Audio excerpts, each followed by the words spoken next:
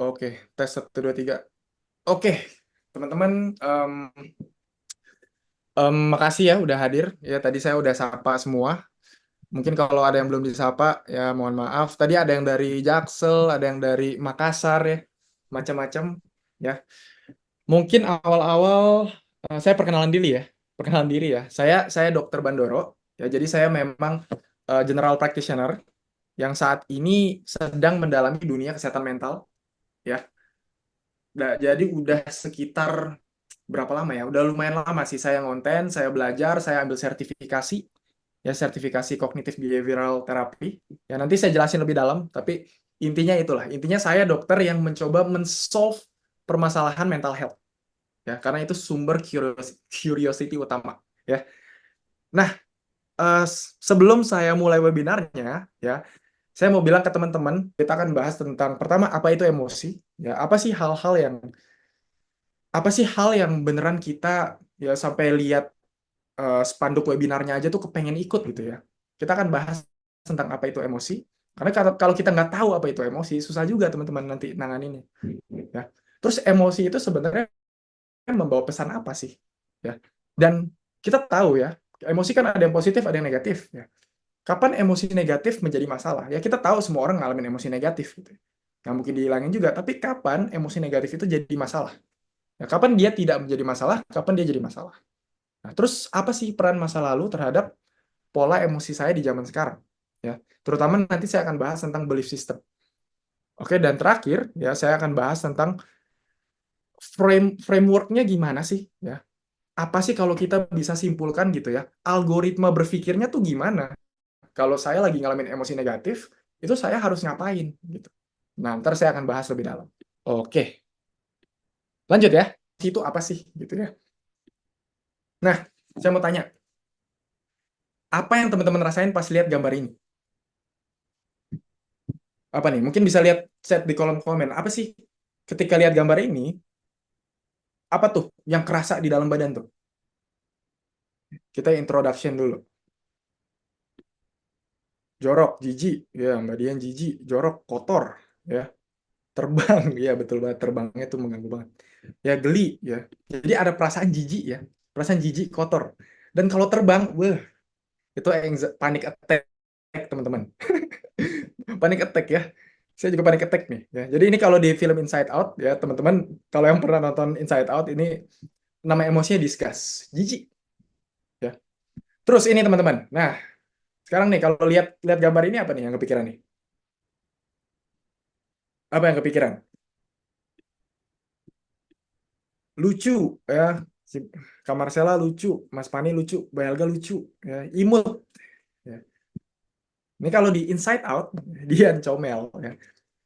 Ya, kalau kita lihat yang gini kan kerasa enak ya, lucu ya, imut, rasanya pengen kita lindungin teman-teman ya. Jadi tadi pertama ada sensasi di dalam, sama ada kayak dorongan untuk melakukan sesuatu, ya nggak? Betul nggak? Ya, kayak ada yang dirasain di dalam dan ada dorongan untuk ngelakuin sesuatu.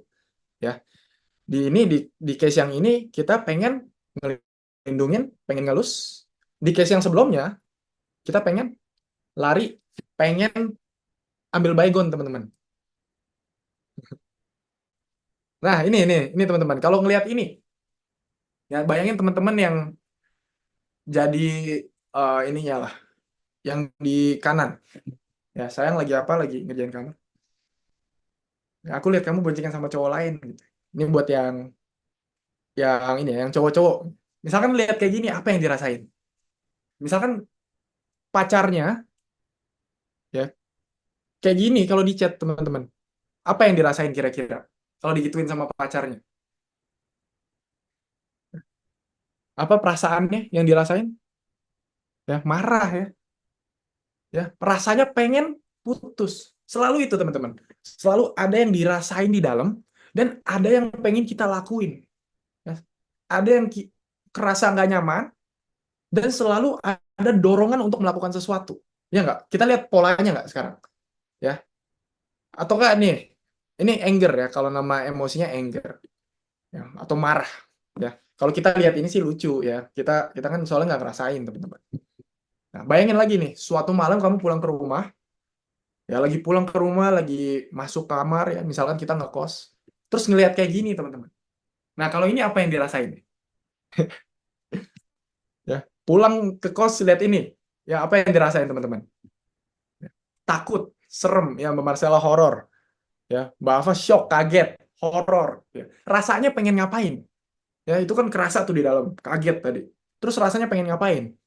Ya, Mas Alfa nge-freeze, ya Mas Pani kabur, ya pengen lari, pengen menghindari, ya kan? Ya, ternyata teman kita mau surprise ulang tahun ternyata ya berubah rasanya nanti di dalam kan.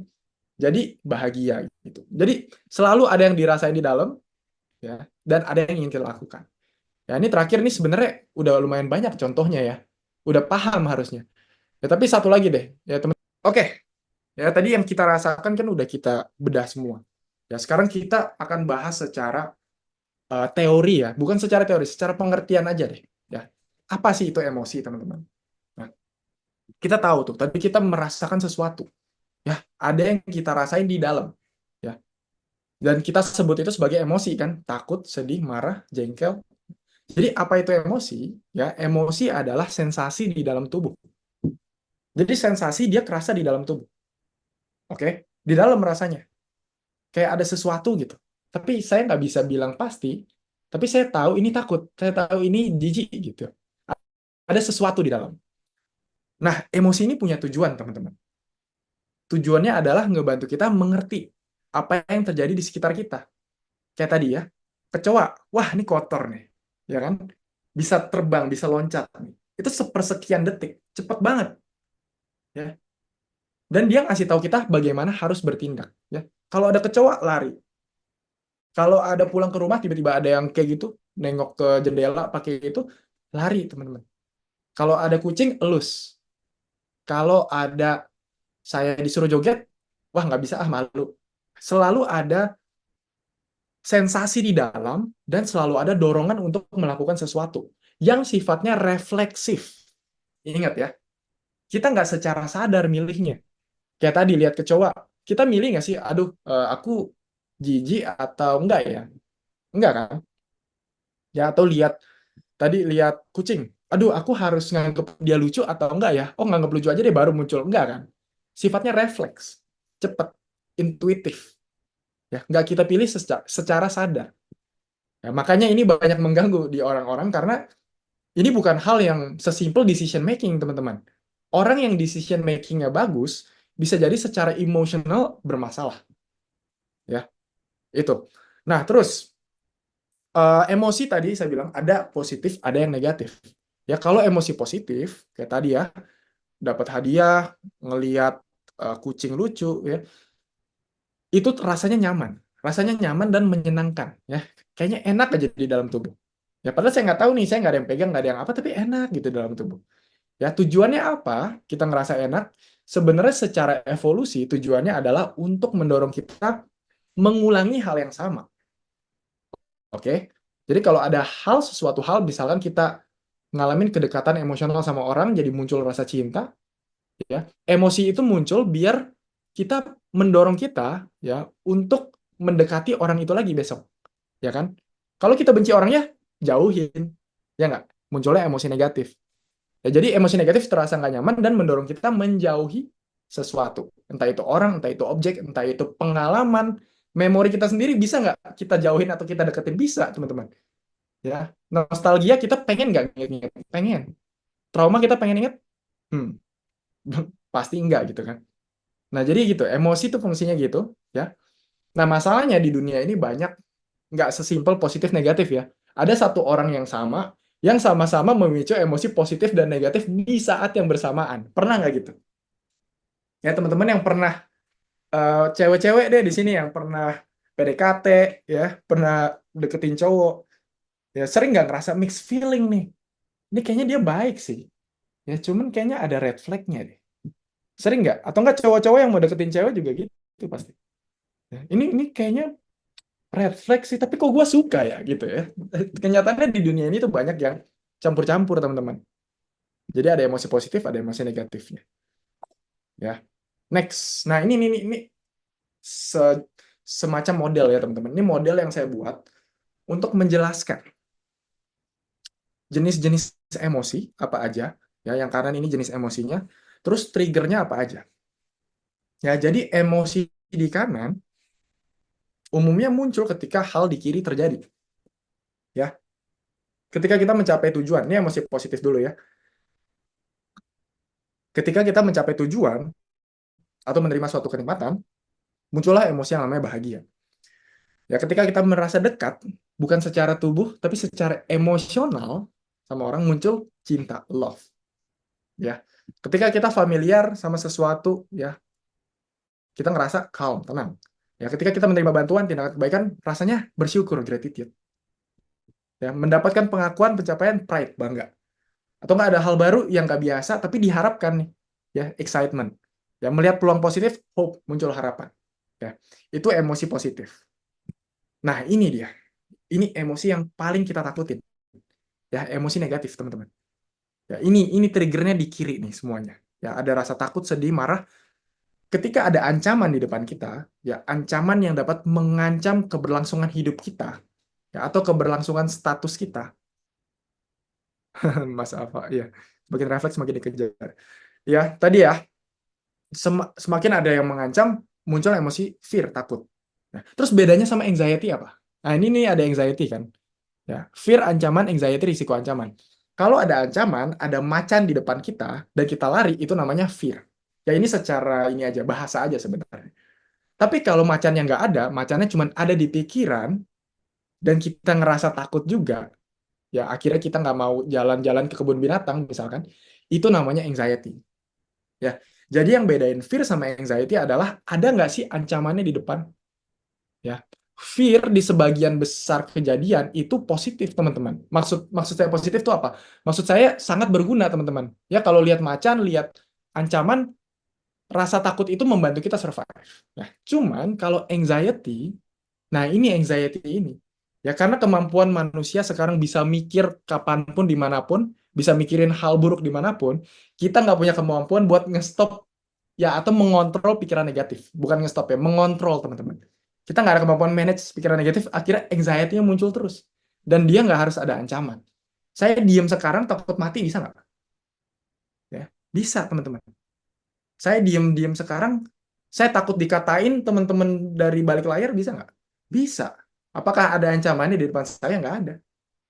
Jadi anxiety ini salah satu emosi yang paling mengganggu di zaman sekarang sebenarnya. Karena otak kita mampu mengenerate imajinasi yang sangat-sangat menakutkan.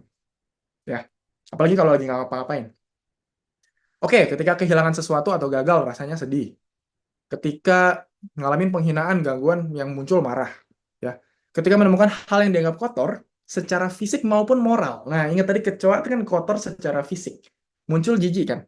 Tapi hal yang kotor secara moral, ya, entah apapun itu ya, entah yang berhubungan sama agama atau prinsip macam-macam, itu muncul juga perasaan jijik, teman-teman biasanya. Ya, melakukan hal bertentangan dengan prinsip moral pribadi, ya muncul rasa bersalah, ya persepsi akan kekurangan kita, kelainan kita di depan orang lain, muncul rasa malu. Ya, jadi ini triggernya dan ini emosi yang muncul. Nah, ini kita harus ingat baik-baik. Karena nanti penting, teman-teman. Ya, oke. Sampai sini ada yang nanya nggak?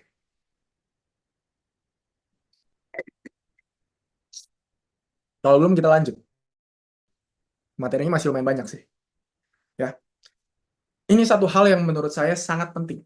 Di zaman sekarang, ya di zaman sosial media sekarang, ya rasanya tuh, ya kalau seakan-akan ya media mengatakan kalau kita punya emosi negatif, ya itu harus langsung dihilangin, teman-teman. Ya. Atau mungkin orang lain di luar ngerasa ya, ah lu cemas, ngapain cemas? Sedih, nggak usah sedih, ngapain sedih gitu doang. Ya. Marah, kok marah, ngapain marah? Ya.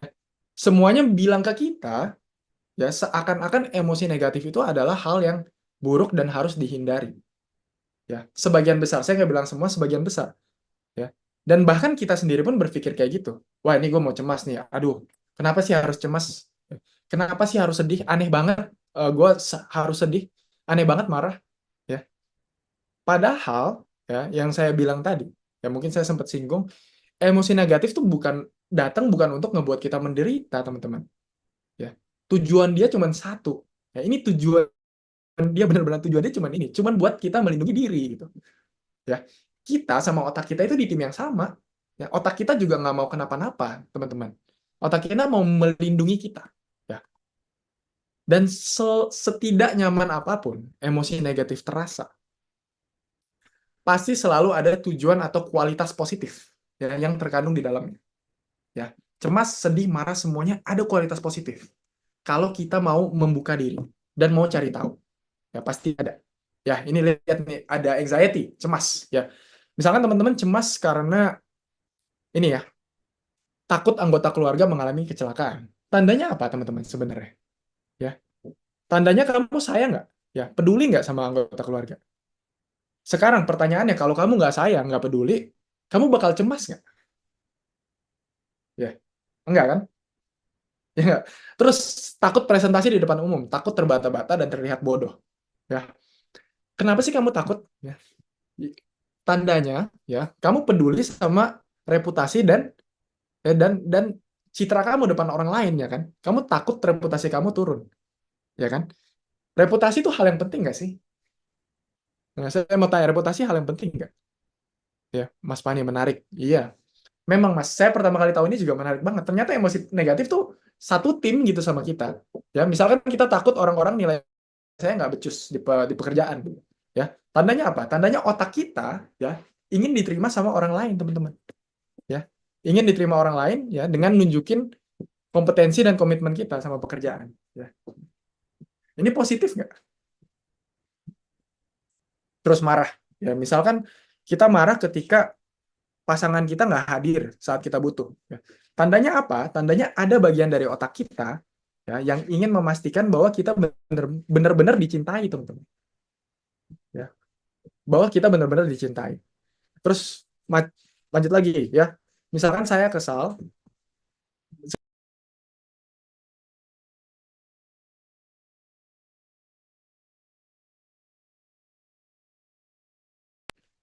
nah, misalkan saya kesal sama insecure ketika ada orang yang mau menyinggung berat badan saya gitu. Tandanya apa? Tandanya ada bagian otak kita yang ingin mastiin kalau kita diterima dan disukai, teman-teman. Ya. Sehingga kita kesel ketika ada yang seperti itu. Ya. Otak kita cuma pengen melindungi kita lagi-lagi. Ya. Saya mudah tersinggung terkait pekerjaan, berarti ada bagian otak kita yang ingin memastikan saya kompeten. Ya. Atau let's say berguna buat orang lain. Macam-macam. Ya. Sedih. Ya. Sedih ketika gagal. Ya. Berarti ada otak kita, bagian dari otak kita yang ingin memberi ingatan terkait hal yang belum works. Ya, saya tanya teman-teman mungkin yang pernah pacaran terus putus, galaunya rasanya gimana? Luar biasa nggak galaunya? Ya, galaunya luar biasa nggak? Nah, cuman apa artinya itu, teman-teman? Ya, teman-teman mungkin kalau lihat orang yang udah, let's say, punya pengalaman menjalani hubungan berkali-kali, ya, pasti kemampuan dia memilih pasangan, ya, kemungkinan ya ini kemungkinan besar, kemampuan dia memilih pasangan sama kemampuan dia menjalani hubungan makin bagus, teman-teman. Karena ada emosi negatif di masa lalu yang sangat tidak pengen dia ulangi. Itu intinya. Ketika kita ngerasa sedih, tujuannya tuh otak sebenarnya pengen nyuruh kita inget nih. Ya, ini dulu kita pernah, let's say, membuat suatu kesalahan. Jangan diulangi lagi, makanya gue buat inget. Tujuannya itu. Ya. Atau misalkan rasa hampa, ya. Ketika kita hampa, itu ngedorong kita mempertanyakan hal yang meaningful. Ya. Sedih, menangis. Ya, saya pernah punya klien yang nangis terus. Ya, ketika orang tuanya pergi udah 2 tahun dia tetap nangis. Ya, tahu sumber kenapa dia nangis, tahu nggak, teman-teman? Ya, karena dia merasa ya selama ini nangis itu aneh, jadi dia tahan terus. Ya, dia suppress terus nangisnya, nggak pernah nangis yang benar-benar lepas gitu ya. Akhirnya suatu saat dia nahan-nahan, ke trigger lepas, nahan-nahan ke trigger lepas gitu. Jadi siklus kesedihannya nggak berakhir-berakhir gitu, karena nggak pernah di accept, teman-teman. Ya, padahal kehilangan orang tua dan nangis tandanya kan kita sayang sama mereka. Ya, banyak guilt, rasa bersalah karena adiksi. Kenapa kita merasa bersalah ketika kita kecanduan sesuatu? Ya, ketika kita merasa bersalah karena kita mau improve kan, berarti ya nggak? Kalau kita nggak punya keinginan untuk improve, bakal merasa bersalah nggak? Tidak, teman-teman. Pernah lukain seseorang, ya, merasa bersalah, bagus nggak? Ya, maksudnya ada hal yang bagus nggak tentang perasaan bersalahnya? Ada. Ya tandanya kita punya nilai moral untuk nggak nyakitin orang lain. Kalau psikopat mana mikir kayak gini, teman-teman. Kalau psikopat ya merasa bersalah, pernah ngelukain orang, bodo amat dia. Ya nggak? Merasa bersalah karena nggak menjalani kewajiban tertentu. Tandanya kita punya nilai moral tertentu. Ya, ini shame yang terakhir nih. Ya, kalau kita ngerasa malu, malu orang lain setelah dia tahu kekurangan, yang malu ketika bicara di depan umum, takut hal-hal buruk tentang kita ditahuin orang lain, berarti intinya ada bagian otak kamu yang ingin merasa diterima, dihargai, dan disukai. Intinya gitu aja. Dan kita semua manusia, mau saya, mau kamu, ya mau semua orang di dunia ini pasti butuh, teman-teman. Insting sosial ya adalah salah satu insting paling penting. Ya, paling penting di kehidupan manusia. Ya, insting sosial adalah insting paling penting. Makanya rasa sakit sosial juga rasa sakit yang paling sakit. Ya, kalau saya yakin sebagian besar teman-teman di sini kalau ada rasa sakit, pasti hampir semuanya ada hubungannya sama hubungan sosial. Iya, karena manusia dulu zaman evolusi, saya kan selalu bawa balik ke evolusi ya. Evolusi ya, satu manusia lawan satu gorila menang mana, teman-teman? Menang gorila kan? Gebuk-gebukan menang gorila. Tapi 100 manusia lawan 100 gorila menang mana? Ya. Dimasukin tuh semua gorila ke kebun binatang kan? Atau enggak dibuat senjata yang jarak jauh ditembak-tembakin gitu. Ya, manusia bisa maju sampai sekarang, bisa bangun gedung macam-macam karena kemampuan sosialisasi, kemampuan sharing emosi, kemampuan ngebonding, kemampuan kerjasama, ya. Jadi otomatis orang yang kehilangan reputasi sosial, kehilangan pengakuan dan kesukaan sosial, pasti di masa lalu itu sangat terancam hidupnya. Ya, makanya mereka yang punya insting sensitivitas sosial tinggi itu mereka yang bertahan sampai sekarang. Ya kita-kita ini, teman-teman. Ya kita-kita ini yang disinggung dikit, yang ngerasa aduh gue salah apa ya. Itu. Nah, cuman karena dari kecil kita nggak pernah diajarin gimana caranya mengelola emosi negatif itu, ya.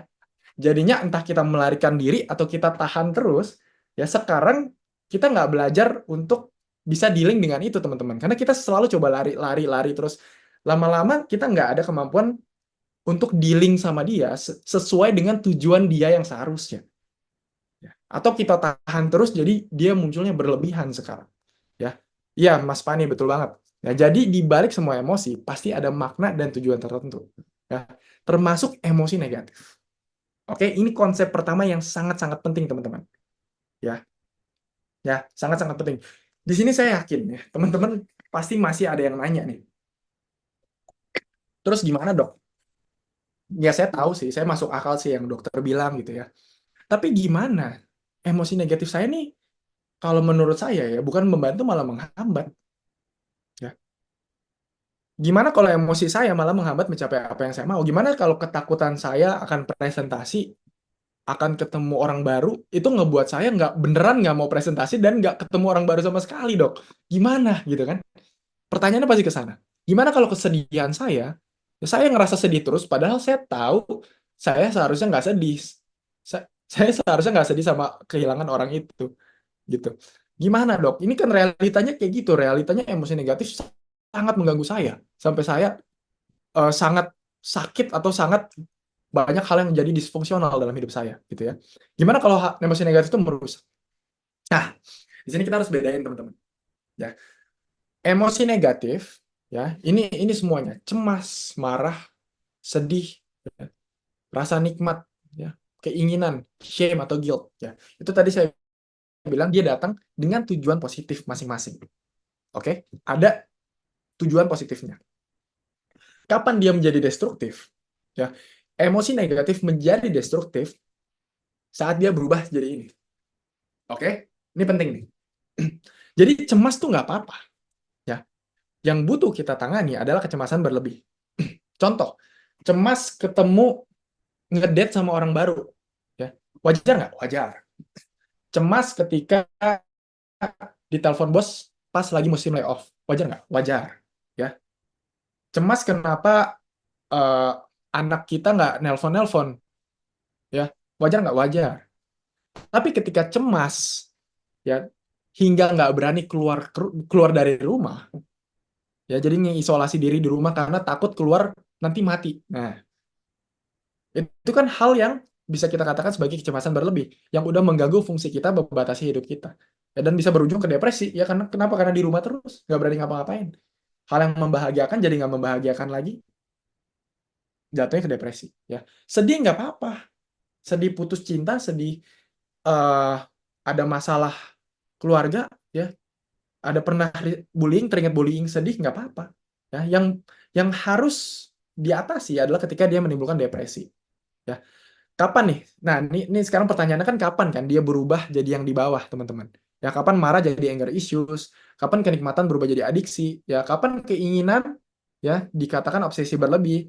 Kapan shame jadi sabotase diri? Ya, ini teman-teman, 4D. Kayaknya harus tahu nih. Nah, ketika 4D ini udah terjadi, tandanya teman-teman udah mulai berubah dari yang atas ke yang bawah. 4D apa aja? Pertama, dysfunction. Buat minum ya. Dysfunction maksudnya apa? Yang tadinya bisa ngelakuin kegiatan sehari-hari dengan baik, ya. Kuncinya tadi kata-kata yang tadinya, ya.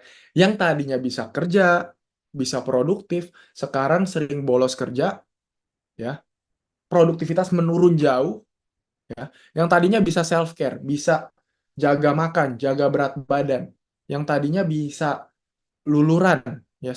Sekarang nggak pernah sikat gigi aja nggak mau, ya. Bangun dari kasur aja nggak mau. Yang tadinya bisa ngehadapin masalah, sekarang ada trigger sedikit, ya, ada telepon sedikit, ada berita negatif sedikit, langsung kecemasan atau stresnya berlebih. Yang tadinya bisa seneng-seneng have fun sama teman-teman, sekarang nggak bisa lagi. Yang tadinya bisa membentuk relasi sosial bermakna sama orang tua, keluarga, teman, sekarang nggak bisa lagi. Nah, itu disfungsi. Oke? Distress. Distress itu apa? Distress itu intinya perasaan subjektif kita. Ya, ketika saya bilang kata menderita, ya teman-teman pasti bisa membayangkan kan, ya, kapan kita tahu lah kita punya semacam alarm gitu ya, yang mengatakan ke kita kalau wah ini nih udah bermasalah nih, ini udah problematik. Ya, misalkan kerja masih bisa sih, cuman gue setiap hari tuh nggak ada semangat sama sekali, beneran mau ngetik di komputer itu berat banget gitu ya. Nah, itu kerasa, teman-teman. Ketika kita menderita atau mengalami distress, itu kerasa. Ya, itu juga jadi sinyal. Ya, kecemasan, entah obsesi, entah adiksi gitu ya. Kerasa pasti. Dangerous. Dangerous ini ketika emosi negatif udah membahayakan diri kita atau orang lain. Muncul mulai self-harm, cutting, ya. Atau nggak menyakiti orang lain, teman-teman. Ya, saking marahnya sampai main tangan, misalnya. Atau nggak ada pikiran atau kesempatan bunuh diri, misalkan sampai sana.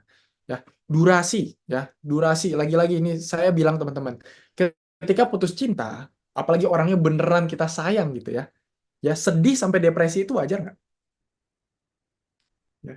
Pernah kan ngerasa putus, ya, atau nggak ngerasa gagal yang sangat deep gitu ya.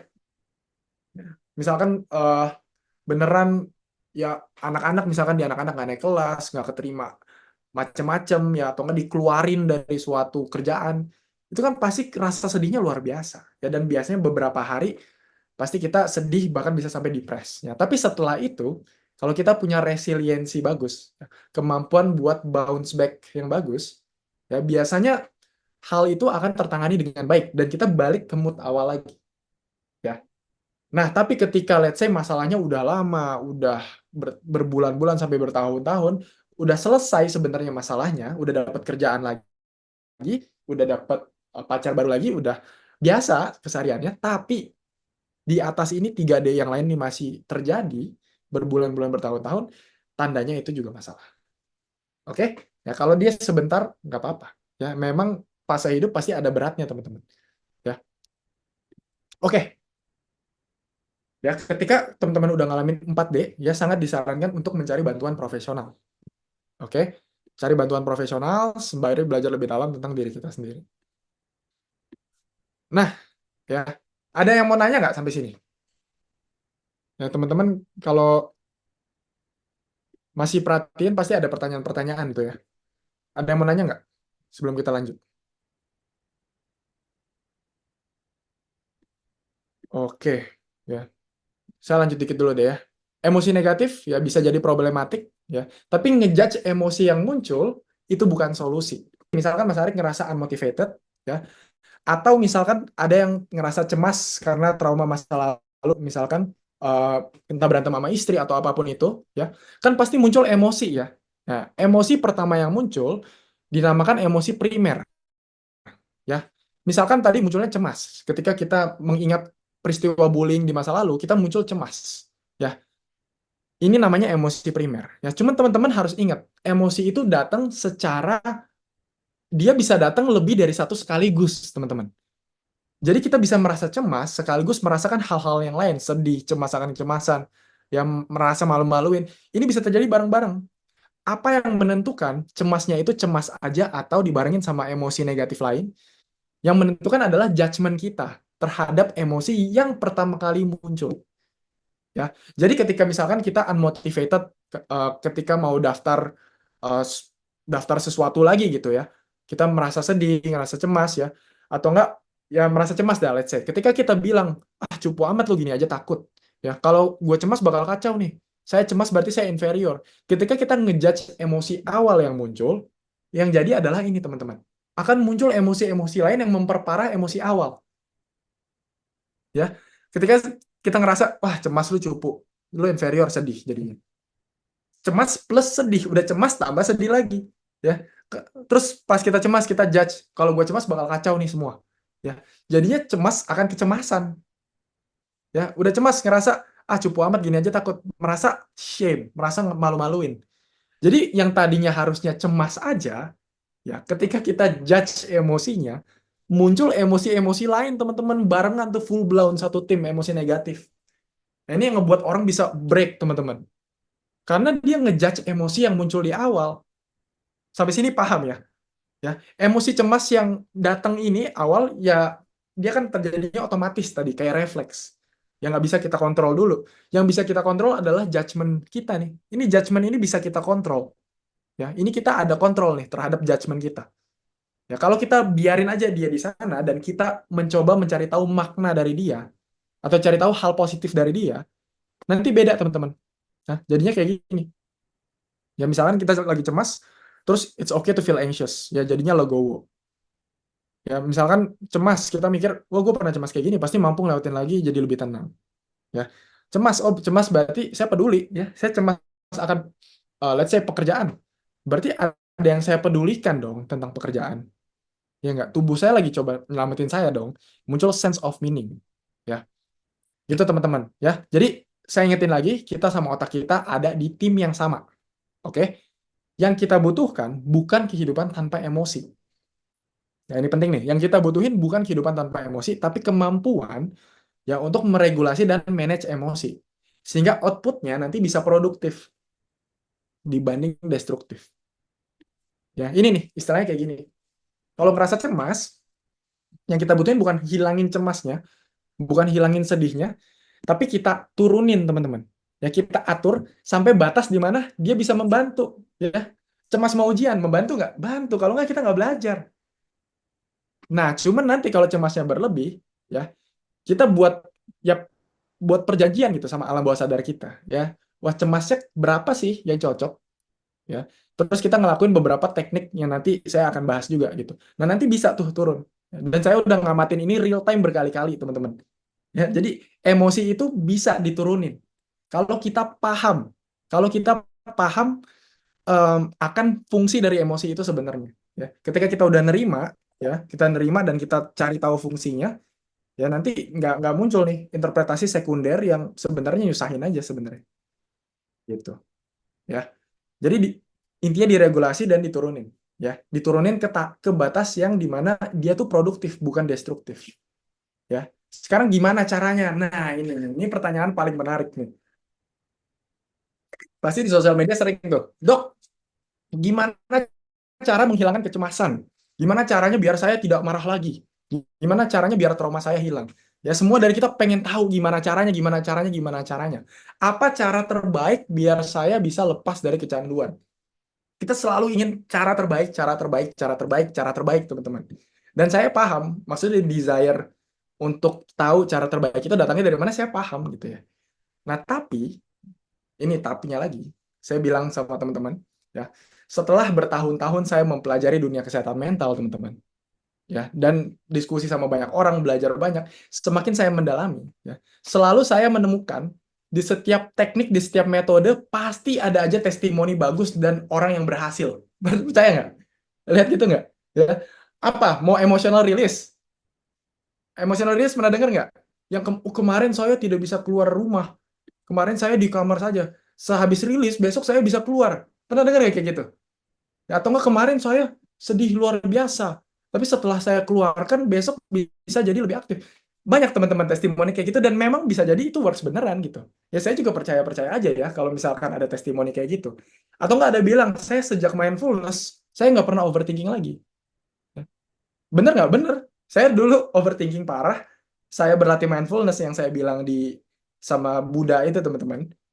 Vipassana, meditasi Vipassana. Itu saya jadi overthinking saya sekarang udah sangat bisa terkontrol, teman-teman. Dulu saya debat terus setiap hari sama overthinking. Jadi bisa ya. Tapi caranya banyak. Cari pacar works nggak?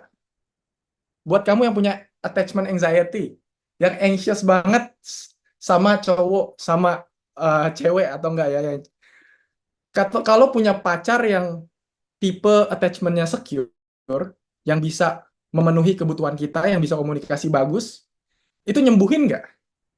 Yang bisa ngebuat kita merasa aman, itu nyembuhin nggak? Nyembuhin, teman-teman. Nyari orang yang tepat nyembuhin. Gitu ya. Jadi semua cara ya bisa melakukan efeknya masing-masing.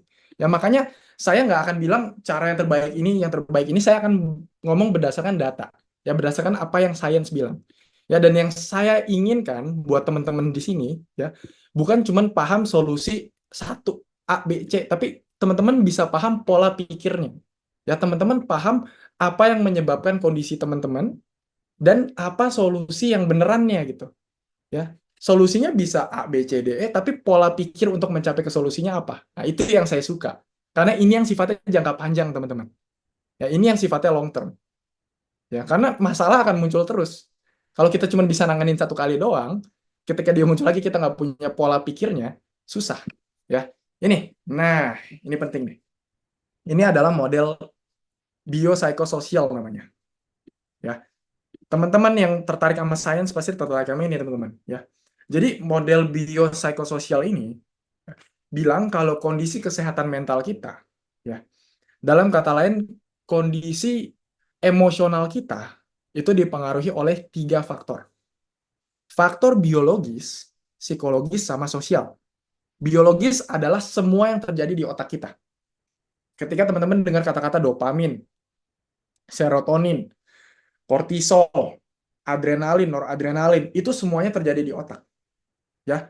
Dan apakah benar zat-zat itu mempengaruhi mood kita? Bisa saya bilang benar, teman-teman. Karena risetnya udah banyak. Ya. Riset dari kekurangan tidur bisa meningkatkan reaktivitas amigdala, jadi kita mudah marah. Ada nggak? Ada, teman-teman, risetnya. Teman-teman kalau hari ini kurang tidur, besok lebih gampang marah nggak? Saya mau tanya, coba jawab di kolom chat. Kalau hari ini kurang tidur, besoknya jadi apa? Jadi ngapain besoknya? Ya, ngerasa apa? Ya nggak mood. Ya, Mbak Ava besoknya jadi capek, nggak mood. Mas Febri jadi kesabaran setipis tisu, uring-uringan, nggak mood. Kenapa? Karena bagian otaknya Mas dan Mbak semua, ya, yang namanya amigdala itu lebih cepat nembaknya. Itu beneran terjadi di kepala gitu. Cepet dia nembaknya. Itu yang ngebuat ketika ada hal yang seharusnya nggak men-trigger emosi, jadi men-trigger. Karena emang ada yang berubah. Jadi tidur itu sepenting itu, teman-teman. Beneran sepenting itu. Kita nggak nyadar karena kita nggak bisa lihat kan. Ya kalau sakit fisik kan kelihatan. Ya kurap, kadas kurap, alergi kan kelihatan. Ini nggak kelihatan, tapi dia sangat mempengaruhi emosi. Kalau nggak dikontrol, kurang tidur terus, resikonya sama, depresi, anxiety, ya, kemarahan berlebih, anger issues. Oke, ini ingat dulu ya. Nutrisi pengaruh nggak? Ya, makan ultra processed food, ya, ngaruh nggak? Ya, secara riset ngaruh, teman-teman. Ya, makan ultra processed food berlebihan, gula-gula semuanya, ya ketika berlebihan dan jangka panjang itu meningkatkan risiko kecemasan depresi. Ya, oke, genetik pengaruh, ya. Kecemasan menurun nggak? Kecemasan faktor genetiknya 30-40%. Jadi kalau orang tua kita ada anxiety, kemungkinan kita anxiety, ya, ada risikonya meningkat 30-40%. Gitu. Ya, tergantung lagi-lagi dari faktor sosial sama psikologis kita. Jadi semuanya berinteraksi, teman-teman. Ya, faktor psikologis ini apa? Ini adalah pola pikir. Ya, cara kita merespon kejadian sosial. Ya, kalau kejadian sosial ini yang terjadi, teman-teman. Kejadian hidup kita apa? Ya, habis ditinggal pasti sedih, pasti marah, pasti cemas. Ya, status sosioekonomi, ke psikiater, psikolog butuh duit nggak? Butuh, teman-teman. Ya, kecuali mau pakai BPJS ya nggak apa-apa gitu. Ya, tapi maksud saya beli makanan sehat butuh duit nggak? Butuh. Ya, jadi macam-macam ya. Uang bisa membawa kebahagiaan dan kenyamanan ya sampai batas tertentu ya. Nanti ada penelitiannya tuh. Nanti ketika batas tertentu dia udah nggak naik lagi kebahagiaannya ya. Support system penting nggak? Penting. Ya, kayak tadi ya, nemu pacar yang kebetulan bagus, hoki ya, nolong kita ya, keren teman-teman. Nah, sekarang kita akan bahas lebih dalam ke bagian psikologis. Ya, bagian psikologis ini ada personality kita, ya, ada resiliensi, kemampuan kita untuk balik ketika ngalamin suatu hal negatif, ya. Dan yang salah satu hal yang paling penting adalah belief system, ya, sistem kepercayaan kita, ya. Ini yang nentuin cara kita merespon kepada sesuatu, teman-teman. Ya, belief system. Nah, ini kita masuk ke bagian paling penting. Ya, bagian paling penting dari eh, diskusi kita sekarang nih. Saya akan bahas tadi kan ada banyak ya. Ya, ini kalau dibahas semua nggak kelar, teman-teman. 10 webinar bisa kelar. Jadi saya bahas yang bagian psikologi, khususnya belief system, karena ini kebetulan perannya sangat besar. Ya, perannya sangat besar. Ya, jadi metode yang saya bakal ajarin ini, yang saya akan kasih tahu, saya ambil dari cognitive behavioral therapy, teman-teman. Ya, ini adalah salah satu metode yang paling efektif, ya. Saya nggak bilang satu-satunya ya, saya bilang salah satu metode yang secara penelitian paling efektif, ya, dalam mengatasi permasalahan mental health, ya, terutama depression, anxiety. Oke, nah ini penelitiannya. Ya, dan dia bertahan, let's say kita ngalamin perubahan emosi karena cognitive behavioral therapy ya. Efeknya itu bertahan bisa sampai bertahun-tahun, teman-teman. Ya, jadi risetnya udah ngebuktiin kalau itu long last efeknya. Jadi nggak cuma sehari 2 hari aja. Ya. Nah, salah satu hal nanti ya saya bilang lagi, ya cognitive behavioral therapy ini ya perlu dilakukan memang beberapa kali. Ya, jadi ada prinsip yang bisa kita ambil, ya cuman perlu juga kita konsisten ngelakuinnya. Ya, dan efeknya akan bertahan bertahun-tahun. Oke, sampai sini. Ya, ini saya ngasih grafik, teman-teman. Jadi kan sekarang goal kita adalah gimana caranya bisa menurunkan emosi yang nggak akurat kan? Ya nggak? Atau menaikkan emosi yang nggak akurat. Kayak tadi yang Mas Ava bilang nggak marah sama sekali, apakah harus dibuat marah? Dan nanti itu jadi pertanyaan tuh. Ya, sekarang kan goal kita adalah gimana biar emosi, ya merasakan emosi secara akurat. Jadi kalau memang sedihnya nggak harus berlarut-larut, cemasnya nggak harus berlarut-larut, gimana caranya biar buat dia ada di posisinya.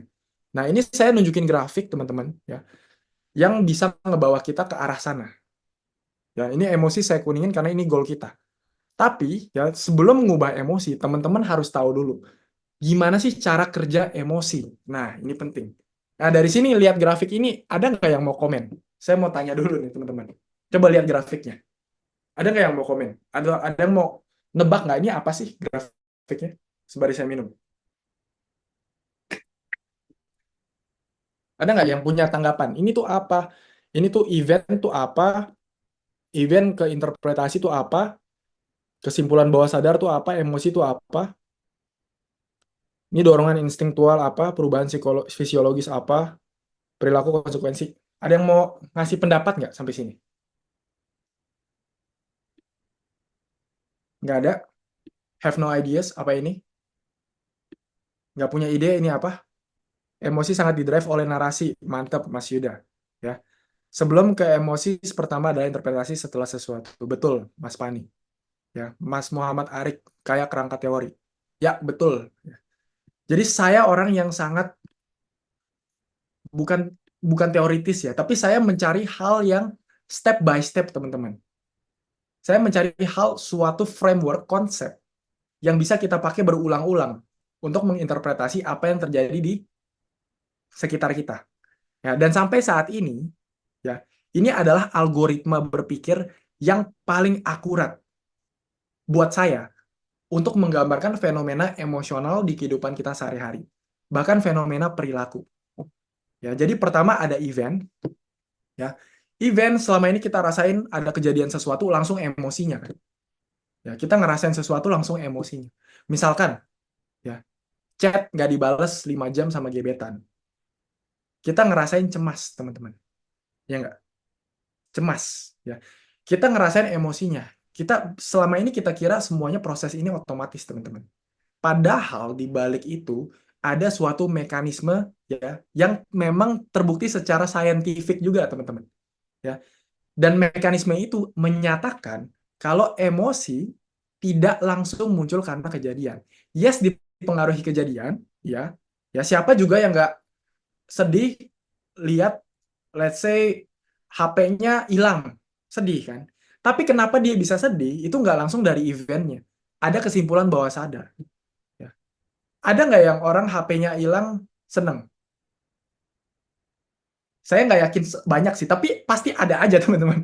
Entah ada sesuatu yang terjadi gitu ya. Ya entah itu HP butut, ya udahlah emang gue pengen bawa dari lama gitu kan. Jadi tergantung interpretasinya gitu. Ya.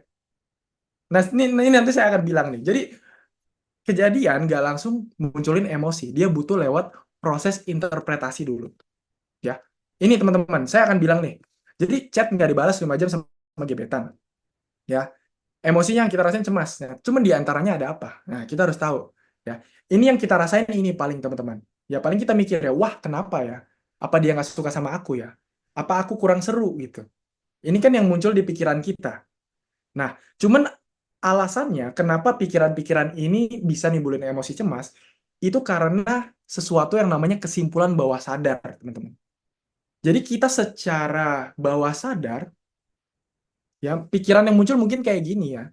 Cuman di alam bawah sadar, ada suatu insting atau intuisi yang bilang ya ini dia datang nggak dalam bentuk bahasa, dia datang dalam bentuk insting, perasaan gitu.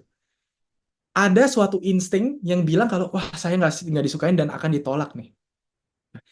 Kesimpulan bawah sadar inilah ya yang menimbulkan emosi cemas, teman-teman. Ya, sampai sini harus paham dulu nih konsepnya. Saya kasih contoh lain. Nah, ini tadi ya. Ini yang saya bilang kenapa penting trigger ini nimbulin emosi ini. Ya, jadi ketika tadi apa nih? Anxiety muncul karena risiko ancaman kan. Berarti ini back. Ya, karena ini mengancam ya let's say diri kita, ya mengancam prospek cinta kita di masa depan ketika dia nggak balas 5 jam, itu kita anggap sebagai risiko ancaman. Muncullah emosi cemas. Gitu ya. Nah, misalkan next. Ternyata orang gebetan yang di chat 5 jam gak balas itu, ya, saya coba tembak nih. Ya, entah mau cewek atau cowok ya bebas gitu ya. Pokoknya saya tembak terus dia bales. Wah, kayaknya kita temenan aja ya. Aku suka sih sama kamu, tapi kita temenan aja ya. Klise jawabannya. Ya, yang muncul emosi apa? Sedih. Ya kan? Kita kan selama ini ngerasain sedihnya aja. Cuman di antara sedih sama kayaknya kita teman aja, itu ada suatu proses yang terjadi, teman-teman. Ya, ini pikiran-pikiran yang mungkin kita sadar juga nih, ya beneran nggak suka deh. Emang aku nggak menarik deh. Nah, cuman pikiran-pikiran ini sebenarnya mewakili kesimpulan bawah sadar, teman-teman. Jadi ada insting di dalam badan kita yang belum tentu kita tahu ya secara sadar. Dia masih di bawah sadar tuh, instingtual, yang bilang kalau saya nggak pantas disukai. Ya, atau secara tadi triggernya, mana sih? Triggernya berhubungan sama sadness, teman-teman. Kegagalan hubungannya sama rasa sedih kan. Ini, saya tidak pantas disukai, kita anggap sebagai kegagalan labelnya, muncul sedih. Ya. Kenapa saya bilang pasti ada tengahnya? Ya. Kenapa? Karena, ini saya akan jelasin ya, event yang sama bisa nimbulin emosi yang berbeda, teman-teman. Ya. Let's say besoknya, atau di hari yang sama, teman kamu nelpon. Ya, ini mirip sama Mas Agung deh. Nah, ini misalkan nih, saya cerita aja. Misalkan tadi kejadiannya sama. Kayaknya kita teman aja. Dia bilangnya sama, tetap kayak gitu. Cuman besoknya atau di hari yang sama Mas Agung nelpon ke dia, bro gitu, lu tahu nggak sih cewek yang kemarin lu tembak itu ternyata dia reputasinya buruk banget bro di teman-teman gua, dia toksik, teman gua diporotin matre misalkan kayak gitu. Ya, apa yang terjadi teman-teman? Kejadiannya sama, chatnya nggak berubah, jadi dia tetap chat kayak kita teman aja. Ya, cuman ya, yang terjadi apa? Sekarang jadi ada perasaan baru teman-teman. Sedihnya berkurang, muncul rasa bersyukur. Ya nggak? Ada pikiran ketiga tuh, untung aku nggak jadi sama dia. Cuman yang di bawah sadar kita, ya ada suatu insting, ya insting yang bilang kalau saya selamat dari hubungan toksik. Ya artinya kan menerima keberuntungan. Ya kalau menerima keberuntungan di sini apa? Rasa gratitude, bersyukur teman-teman. Ya untung gua nggak sama dia. Ya jadi ada label bawah sadar yang bilang kalau kita menerima keberuntungan muncul bersyukur. Ya eventnya sama nggak berubah, interpretasinya aja yang berubah. Gitu. Ingat ya, ini jadi ada batasan ini kita harus tahu. Nah, ini Mas Pani nanya, untuk bisa secara cepat tahu, gimana ya dok? Nah, ini nanti yang saya akan kulik-kulik. Karena memang butuh latihan dan awareness, Mas Pani. Tapi ada hal-hal pertanyaan-pertanyaan yang kita bisa lakukan untuk itu. Ya. Jadi gini, interpretasi kita yang menentukan emosi terbentuk, bukan kejadian itu sendiri. Ya. Ini lagi nih, saya ada seorang klien. Nah, ini saya akan jelasin. Kalau tadi kan kita butuh orang kan. Kita butuh orang, ya, ya bener Mas Fani, beneran emang millisecond. Karena cepet itu sistemnya. Ya. Nah, ini saya ceritain. Saya ada klien yang cemas ketika dia harus ngambil GoFood keluar, teman-teman. Bayangin ngambil GoFood keluar, cemas. Ya. Apa yang ada di pikirannya? Ini kan harus keluar ngambil GoFood, kejadiannya nih. Emosinya cemas sama shame. Nah, apa yang terjadi di pikirannya? Setelah saya gali, pikirannya tuh ini. Ya gimana kalau Gojeknya salah taruh di kamar orang lain terus orangnya marah? Gimana kalau Gojeknya nyenggol motor ya terus aku yang disalahin? Ya. Gimana kalau ketemu tetangga terus tetangganya negor aku karena keberisikan main gitar? Ya. Gimana kalau konflik terus orangnya nggak suka terus dijahatin? Kenapa sih gue harus takut? Nah ini judgement yang kedua tadi yang saya bilang. Emosi cemas muncul terus dijudge lagi. Jadi munculnya cemas, nggak cemas aja tapi shame teman-teman. Dan shame-nya 10 tuh lihat tuh. Ya. Jadi ada kesimpulan bawah sadarnya, ngerasa dia lagi ada di risiko ancaman, dan ada persepsi kelainan pribadi. Nih, kesalahan atau kelainan pribadi munculnya apa? Shame, malu. Dia ngerasa cemas dan shame, malu teman-teman. Akhirnya apa? Perilakunya delay ngambil Gojek 30 menit, merasa nyaman sementara tapi makanan dingin dan makin shameful. Ya. Nah, pas itu apa yang terjadi teman-teman? Yang terjadi adalah, nah ini salah satu cara bedah pikiran. Ini saya ngajarin ya. Kalau misalkan tadi kan saya ajarin yang pertama ya, kita jangan ngejudge emosi pertama yang muncul. Ya, kita sedih, marah, semuanya ya udah, memang itu udah muncul, udah terjadi, nggak usah kita judge lagi, nggak usah kita perparah. Nah, waktu itu saya jelasin itu ke dia. Ya, apa hal positif yang ditimbulkan kecemasan kamu?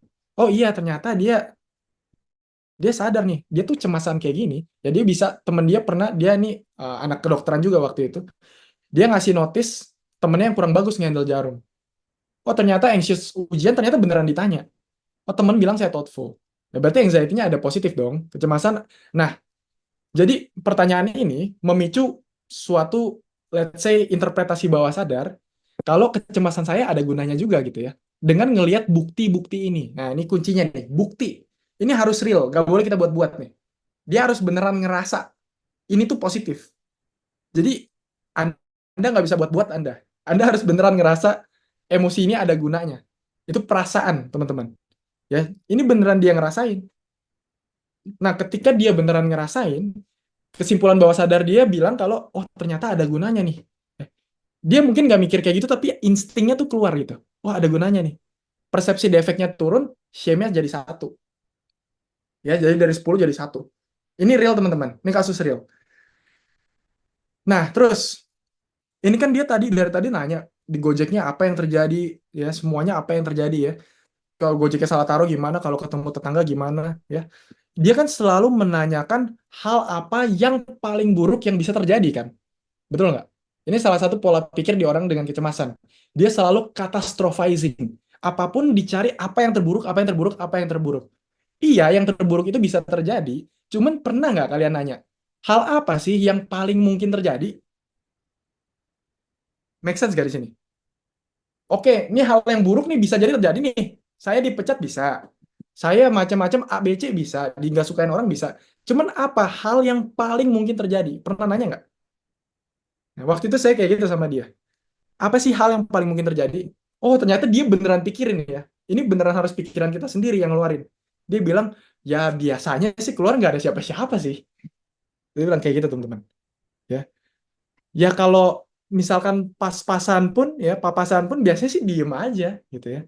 Meskipun saya pernah main musik di dalam kamar, nggak ada yang komplain berisik. Nah, hal ini nimbulin kesimpulan bawah sadar baru, teman-teman. Jadi kesimpulan bawah sadar dia yang baru adalah terdapat risiko ancaman yang menurun. Ini dirasain gitu. Jadi ada ini insting yang berubah tuh instingnya. Ya ternyata hal yang paling mungkin semuanya aman aja gitu. Ya, kita nggak bilang risikonya pasti bagus semua, enggak. Kita cuma nanya apa yang paling mungkin terjadi. Cemasnya jadi nol, teman-teman. Ini real. Saya nggak bohong-bohong. Saya paling prinsip saya tuh paling merasa malu kalau bohong ya, guilt gitu ya. Ini beneran. Dia bilang sendiri. Dan itu real time di saat yang sama. Ya, jadi dengan ngubah kesimpulan bawah sadar, ya, dengan pertanyaan-pertanyaan kayak gini, ya, itu bisa mengubah emosi kita, teman-teman. Ya, teman-teman kalau ngebayangin ini jadi ngerasain juga nggak? Ya, tadi cemas nih ya. Ntar gimana dia ngomong gini. Tanya aja, apa sih yang paling mungkin terjadi dan biasanya terjadi? Terus kita bayangin, oh biasanya dia gini doang, dia naruh ini doang, nggak komen banyak sih. Biasanya dia juga gitu-gitu aja sih. Kecemasannya kerasa tuh jadi turun. Iya nggak? Kalau iya bilang iya, mungkin biar biar bisa saya ini, biar saya tahu perasaan kalian gitu buat nonton ini ya. Nah, ngebayangin ini aja udah kerasa teman-teman. Nah, dan ini chat dia nih, ini chat dia uh, beberapa hari kemudian ya dia nge-implement metodenya, punya 2 ujian ya. Awalnya overwhelmed tapi dia lebih turun kecemasannya dan semuanya berjalan baik-baik aja ternyata. Ini ngasih bukti baru ke alam bawah sadar dia, teman-teman. Jadi di masa depan ketika dia lagi cemas, dia udah ada bukti yang baru. Nah, itu yang penting. Ya, jadi intinya interpretasi kita menentukan emosi yang terbentuk, bukan serta-merta kejadian itu sendiri. Oke? Untuk mengupdate emosi, ya tadi kan goal kita ngebuat emosinya jadi lebih akurat, ya kan? Yang tujuan kita kan nge-update jadi lebih akurat. Ya, bukan sekedar serta-merta diturunin, tapi kita tanya nih yang objektifnya akurat harusnya apa? Ya, dan kalau teman-teman ngegali benar-benar, sebagian besar anxiety, namanya juga anxiety, nggak ada real ancamannya, teman-teman. Kalau kita mencoba objektif, bukan mencoba positif, ya, yang beneran kita percaya gitu ya, bukti-bukti apa nih yang kita percaya, nanti ke update teman-teman, ya, bawah sadarnya ke update dan kecemasannya jadi turun, real time teman-teman. Ya, jadi Mbak Siti bilang ditanya berkaitan dengan realistic event. Iya, itu dia. Salah satu caranya adalah menggali realistic event. Menggali realistic event biasanya kalau kita lagi diskusi bareng, itu kan kita bisa bahasnya masa lalu. Ya kita galinya di masa lalu. Cuman kita juga nyediain action plan ke kliennya ya biar di masa depan dia tahu apa yang dilakuin untuk mengambil bukti-bukti baru ya. Bukti-bukti yang apa yang berlawanan dengan kesimpulan awal dia yang tidak akurat. Nah, jadi untuk cari tahunya kita kan harus tahu kesimpulan bawah sadarnya dulu. Betul nggak? Nah, ini PR-nya teman-teman. Ya, karena nggak semua orang pertama punya kemampuan itu. Ya, sebagian besar orang di awal-awal perlu dibantu dulu. Ya, mungkin ada yang bisa langsung. Ya, ada yang perlu dibantu. Ya, dan caranya ada banyak. Ya, jadi bukan step by step pertanyaan yang fix, tapi ini kayak skill teman-teman. Jadi skill untuk mengetahui kesimpulan bawah sadar yang kita buat. Ya, oke. Jadi ada salah satu faktor. Ya, ini saya ingin bilang salah satu faktor yang paling berperan sama kesimpulan bawah sadar kita. Ya, faktor itu adalah core belief. Ya, ya cuman sebelum saya bahas core belief, saya mau tanya ada nggak yang bingung sama penjelasan saya? Ya, untuk pertanyaan yang kompleks kita save di akhir ya, karena nanti panjang teman-teman. Pertanyaan yang terkait materi aja deh. Ada yang bingung nggak? Saya mau tanya. Jadi semua dari kita, ya teman-teman ada yang namanya core belief. masing-masing dari kita punya yang namanya core belief. Apa itu core belief? Core belief adalah kesimpulan yang kita ambil ya tentang diri kita, tentang orang lain dan tentang dunia, teman-teman. Ya, ini mirip kayak kesimpulan yang tadi saya bilang, kesimpulan bawah sadar, ya, cuman dia lebih dalam lagi. Karena dia ada bersama kita setiap saat. Jadi cara kita menginterpretasi diri sendiri. Ya, ini sifatnya instinktual karena saya bilang tadi kesimpulan bawah sadar selalu instinktual. Ya, di sini pasti ada di antara salah satu ini. Ya, sebenarnya ini insting ya teman-teman. Tapi kalau dibahasain, ya bisa jadi kayak gini. Ya, core belief tuh bentuknya kayak gini. Saya nggak layak disukai. Ini pertama nih. Ya, jadi kita ngerasa kita itu tidak layak disukai teman-teman. Jadi kalau mau ngedeketin lawan jenis gitu, pasti langsung langsung jiper gitu bahasa jakselnya ya. Bahasa jaksel apa bahasa ini anak pusat. Pokoknya langsung nggak pede teman-teman. Ada yang suka sama kita, ada yang deketin kita, tapi kita menjauh. Kayak emang gue layak disukain gitu. Bang nggak? Itu insting bawah sadar. Kalau nggak yang laki-laki mungkin ada insting mendalam di bawahnya yang ngerasa dia nggak akan disukain wanita cantik. Padahal banyak nggak laki-laki yang let's say ini nggak harus terkait penampilan ya. Laki-laki yang dari luar kayaknya ganteng aja bisa teman-teman punya ini. Bisa. Jadi nggak terkait penampilan aja. Yang dari luar kelihatan ganteng, kelihatan pede bisa punya ini teman-teman. Ya, nggak ada pria yang mau mendekati saya kalau di perempuan. Ada, bisa jadi. Ya, dia insecure. Ya. Atau nggak ada yang ngerasa saya adalah sebuah kegagalan. Jadi nggak peduli seberapa banyak prestasi dia, selalu dia ngerasa ada yang kurang. Ya. Atau ngerasa saya orang yang nggak penting. Jadi kalau ada diskusi atau apa, pasti nggak pede ngasih pendapat. Karena dia di alam bawah sadar dia, punya insting, punya perasaan kalau dia tuh nggak penting. Ini kita coba membahasakan aja teman-teman. Aslinya ini instingtual. Ya ada yang merasa saya orang inferior, atau ada yang merasa saya orang superior. Nah ini kebalikannya. Jadi dia ngerasa apapun harus diturutin. Kalau ada orang ngelakuin yang tidak sesuai kemauan dia marah. Biasanya orang-orang kayak gini perfeksionis, gampang tertrigger sama hal-hal kecil yang tidak sesuai keinginan dia. Karena di dalam pikiran dia ngerasa superior, dia merasa harus dilayani. Nah, ini nanti saya bahas terjadinya kenapa. Ya, ada yang merasa saya pasti ditinggalkan. Jadi pacarnya nggak balas sejam 2 jam, langsung anxious, langsung diblok, ya. Malamnya dihampirin sama pacarnya baru baikan. Siklusnya kulang terus. Ada yang kayak gitu teman-teman. Ya, ada yang bilang saya madesu, ya nggak ada harapan. Ini nggak, mungkin kita nggak sadarin secara sadar, tapi terjadi di bawah sadar. Ya, nah core belief adalah filter mental yang mempengaruhi interpretasi kita atas event. Ya, jadi ini Michael Jordan ya. Ini tahu ini siapa Michael Jordan? Pembasket terbaik di dunia, teman-teman. Ya, kalau Michael Jordan punya belief kalau dia adalah kegagalan, ini yang keluar di pikirannya. Ya.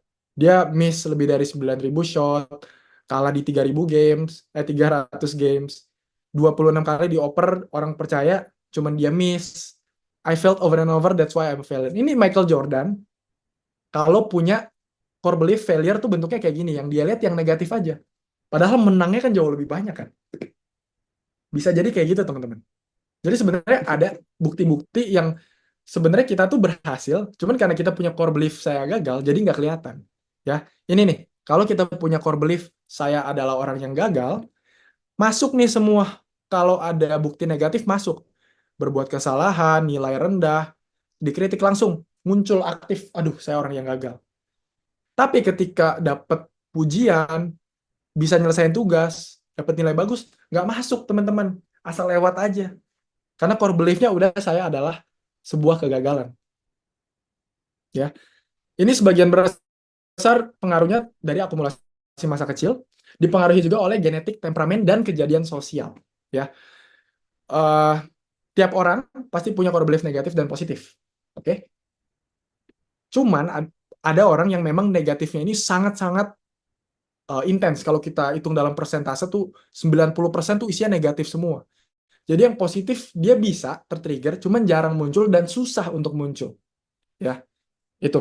Ya, jadi setiap orang yang punya core belief saya tidak layak, sebenarnya ada sedikit secuil kepercayaan kalau saya layak disukai. Ya, demikian dengan yang lainnya. Nah, ini list-list core belief nih, teman-teman. Catat atau screenshot boleh lah. Ya. Jadi ada abandonment.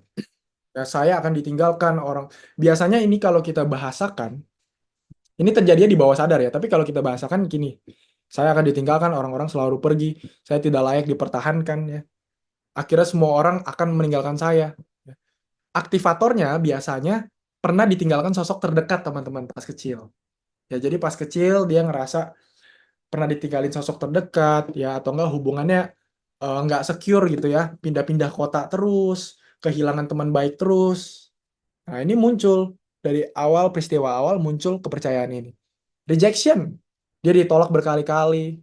Ya, lihat orang, oh kok orang lain lebih disukain ya sama gua ya. Kok guru ketika manggil orang yang ini, kok lebih excited ya dibanding pas manggil gua ya. Nah, itu kebentuk tuh dari kecil. Berulang-ulang-ulang-ulang, jadi saya tidak disukai. Ya, nggak ada yang benar-benar cinta sama saya. Saya akan selalu ditolak. Ya, emotional deprivation. Ya biasanya anak-anak yang dari kecil tanggung jawabnya udah besar. Harus ngurus orang tuanya, harus intinya apapun kebutuhan orang lain didahului. Jadi gede dia mikir, oh kebutuhan emosional saya nggak penting. Nggak ada yang benar-benar peduli sama perasaan saya. Ya, saya nggak layak dapat dukungan emosional. Nah, ini ada lagi inhibisi emosional.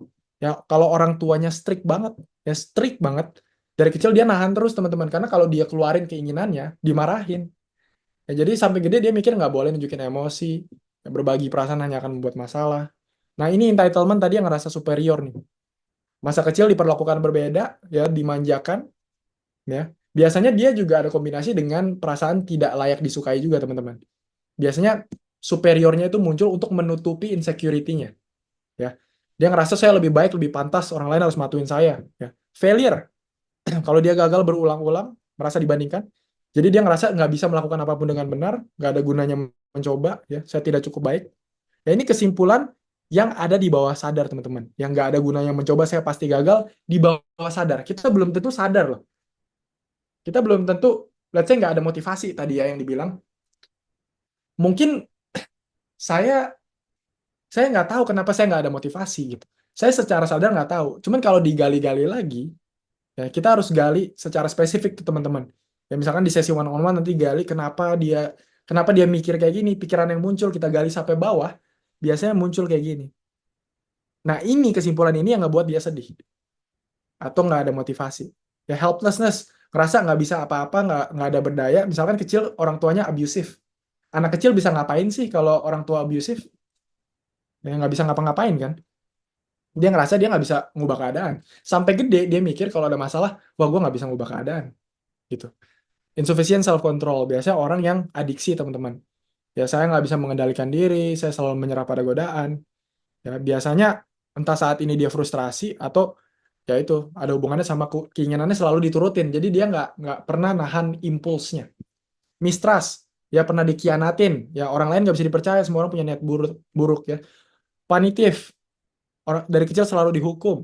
Ya dia ngerasa pantas dihukum. Kalau ada orang lain yang salah dia pengen hukum juga. Subjugation ini kontrol. Ya, dia pengen kontrol sama orang. Ya, Mas Pani, betul. Sangat dipengaruhi oleh pengalaman signifikan di masa kecil.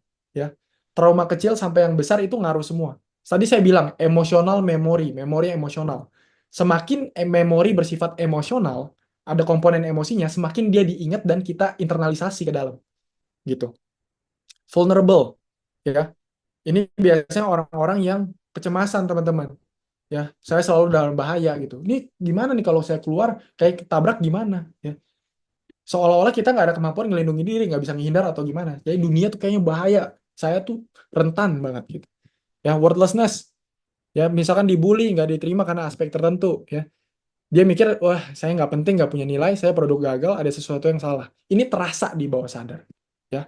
Ini terbentuknya gini teman-teman, kalau anak kecil ya let's say ngalamin event, kakak dipuji karena prestasi, ya dia kan ngerasa sedih tuh, iri, marah ya, kok aku nggak pernah dipuji gitu ya, nggak nyaman badannya ya, dia belajar lebih keras, nilainya bagus, dipuji tapi nggak semeriah itu.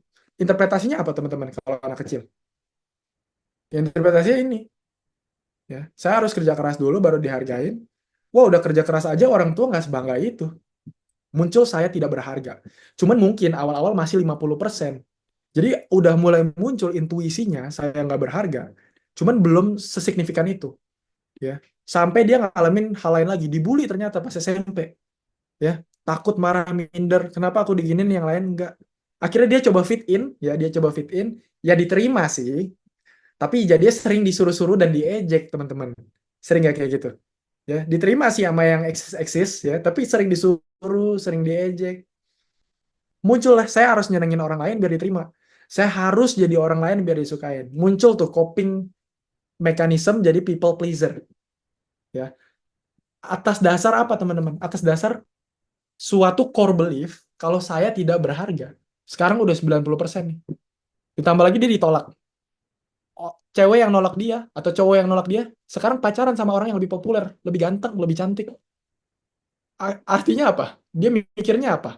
Ya, dia pasti mikir loh, aku nggak menarik. Ya, ini nggak di semua orang ya, tapi let's say ini untuk orang-orang yang let's say relate dengan ini, ya bisa jadi ini yang terjadi, teman-teman. Ya, tapi ini nggak 100% orang bakal mikir kayak gini. Ya, bervariasi. Ya, lagi-lagi psikologi orang kan bervariasi, tapi ini kira-kira gambaran besarnya aja. Akhirnya dia nggak berani deketin orang, nggak punya pacar sampai kuliah, ya. Apa yang dia pikirin? Ya, saya nggak menarik, saya nggak bisa dicintai apa adanya. Muncul core belief saya tidak layak disukai, ya. Nah, ini teman-teman. Nah, sekarang kita balik ke yang tadi nih. Kita balik ke yang tadi.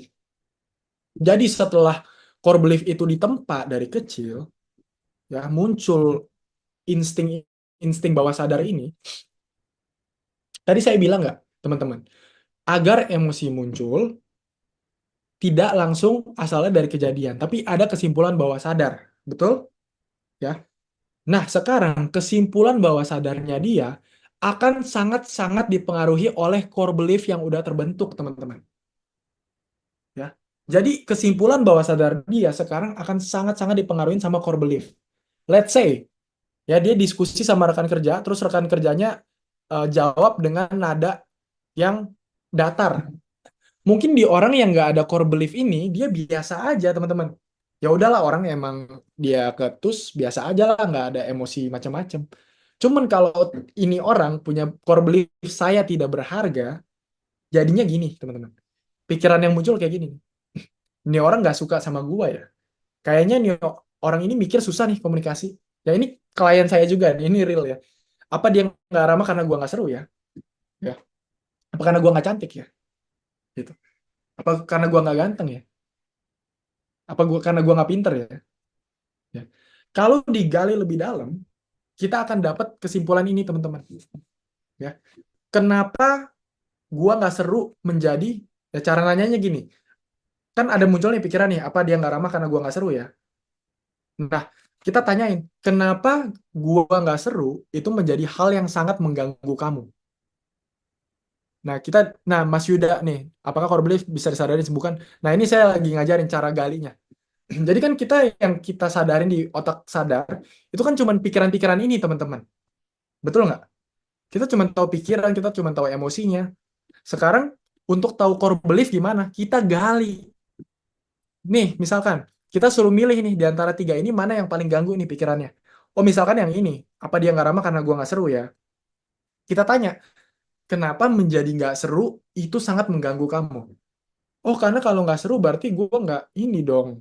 Nanti nggak disukain dong. Nanti nggak eh, nggak masuk dong bisnisnya. Nanti dia jawab macam-macam tuh. Ya. Nah, nanti kita gali lagi. Let's say, kenapa tidak disukain? Kenapa ketika kamu nggak seru terus nggak disukain? Ya, kamu sangat terganggu dengan itu. Kenapa hal itu sangat mengganggu kamu? Ya, nanti kita gali-gali terus sampai bawah. Nah, nanti kita bisa tahu ujungnya apa, teman-teman. Misalkan ujungnya dibilang, iya karena kalau saya nggak disukain, ya berarti saya orang yang tidak berharga. Kalau saya nggak dipeduliin, kalau saya pendapat saya dijawab, nggak dianggap, berarti saya orang yang nggak berharga. Kita tanya lagi, ada nggak hal yang di bawah ini? Kalau kamu nggak berharga, emang kenapa? Wah, nggak bisa jawab. Pokoknya nggak berharga aja. Nah, itu berarti bawahnya, teman-teman. Paham nggak sampai sini? Nah, ini makanya saya bilang ini butuh skill, teman-teman. Ya, jadi ini yang dilakukan di sesi one on one gitu. Ya, bisa sendiri, bisa, tapi kamu harus punya self awareness yang tinggi dan kemampuan nanyainnya. Jadi tadi, ya cari pikiran yang paling buat stres, gali terus sampai bawah, sampai dia nggak bisa digali lagi. Di orang ini nih, saya orang tidak berharga nih, nggak bisa digali lagi. Udah paling deep. Nah, terus ini kan munculin perasaan minder, cemas, sedih.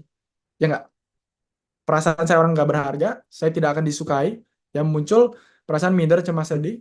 Ya, akhirnya dia ada dorongan mencari pengakuan karena dia sering people pleaser. Ya, akhirnya dia menyetujui pendapat yang sebenarnya menurut dia nggak benar gitu ya. Nah, muncullah konsekuensinya nih. Yang merasa aman sebentar karena nggak menyinggung, ya pasti ada konsekuensi positif, teman-teman. Ya, kalau nggak bakal dilakuin. Tapi yang negatifnya dia nggak merasa nggak berguna, nggak enjoy gitu ya. Nah, ini bisa. Nah, gimana cara ganti emosinya sekarang? Ya kan? Gimana cara mengubah emosi? Caranya adalah dengan mempertanyakan kesimpulan bawah sadar. Gimana caranya mempertanyakan kesimpulan bawah sadar? Bisa dengan dua cara. Bisa kita lihat ke belakang atau kita membuat bukti baru ke depan. Intinya kesimpulan cuma bisa berubah kalau ada bukti. Otak kita itu nggak bisa ditipu, teman-teman. Kamu mau mikir positif sepositif apa, akan susah. Di sini pernah nggak ada yang coba mikir positif gitu? Saya mau tanya, tahan lama nggak sih?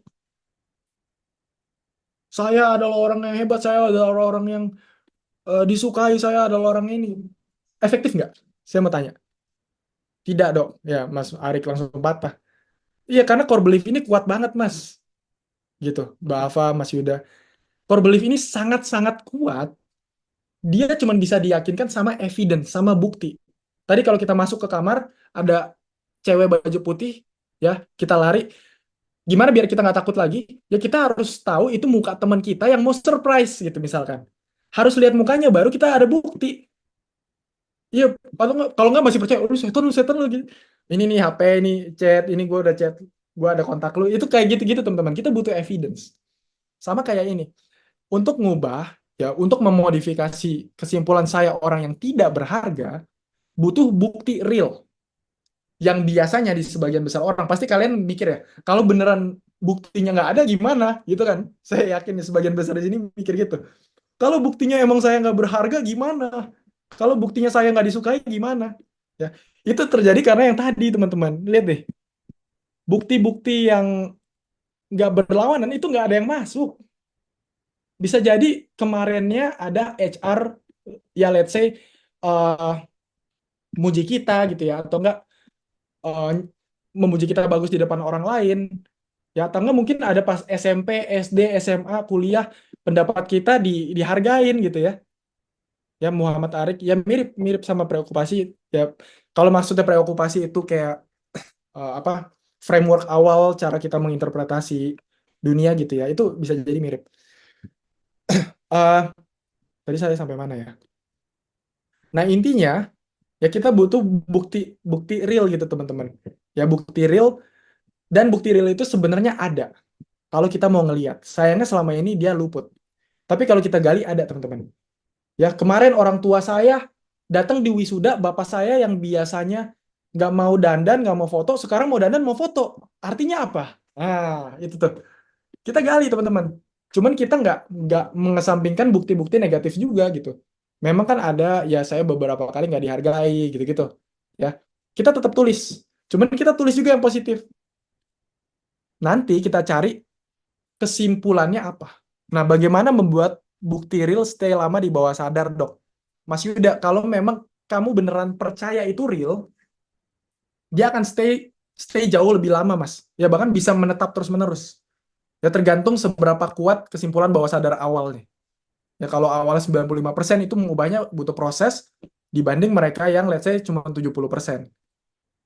Gitu. Jadi, real iya. Kalau kita percaya let's say yang tadi gambar hantu tadi itu teman kita, kalau kita udah lihat buktinya, ya udah kita tahu dong itu real, itu kenyataan objektif. Kita nggak percaya kalau dia itu bukan teman bukan teman kita gitu, teman-teman.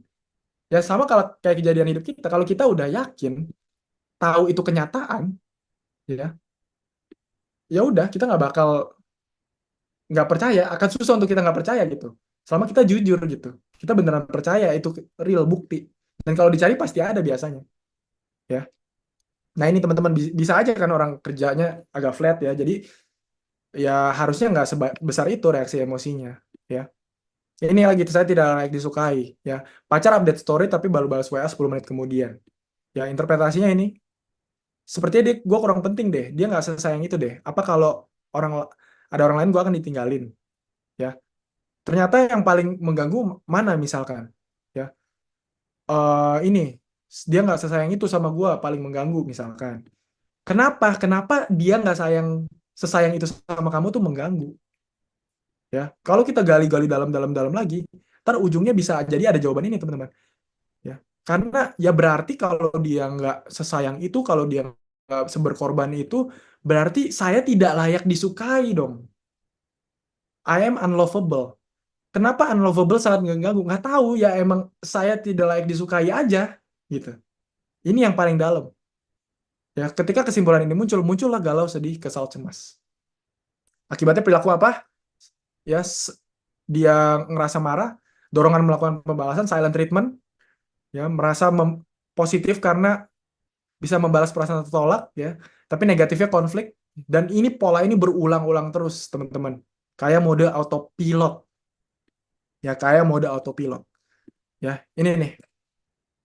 Oke, sekarang kita masuk ke framework mengatasi pola emosi destruktif, teman-teman. Ya, saya akan bahas lebih dalam lagi solusinya apa. Tadi yang saya bilang sama teman-teman, saya tuh sukanya cari jawaban yang sifatnya itu algoritma, teman-teman. Jadi kalau apa kita ngapain, kalau A kita B, B kita C gitu ya. Yang beneran mekanistik. Biar tujuannya apa? Biar kita punya pola pikirnya. Biar kita terlatih, teman-teman. Ya biar kita nggak cuma ngafal, kita punya pola pikirnya. Nah, ini adalah algoritmanya. Ribet ya? Ribet ya. Di sini ada yang bisa paham nggak nih maksudnya apa?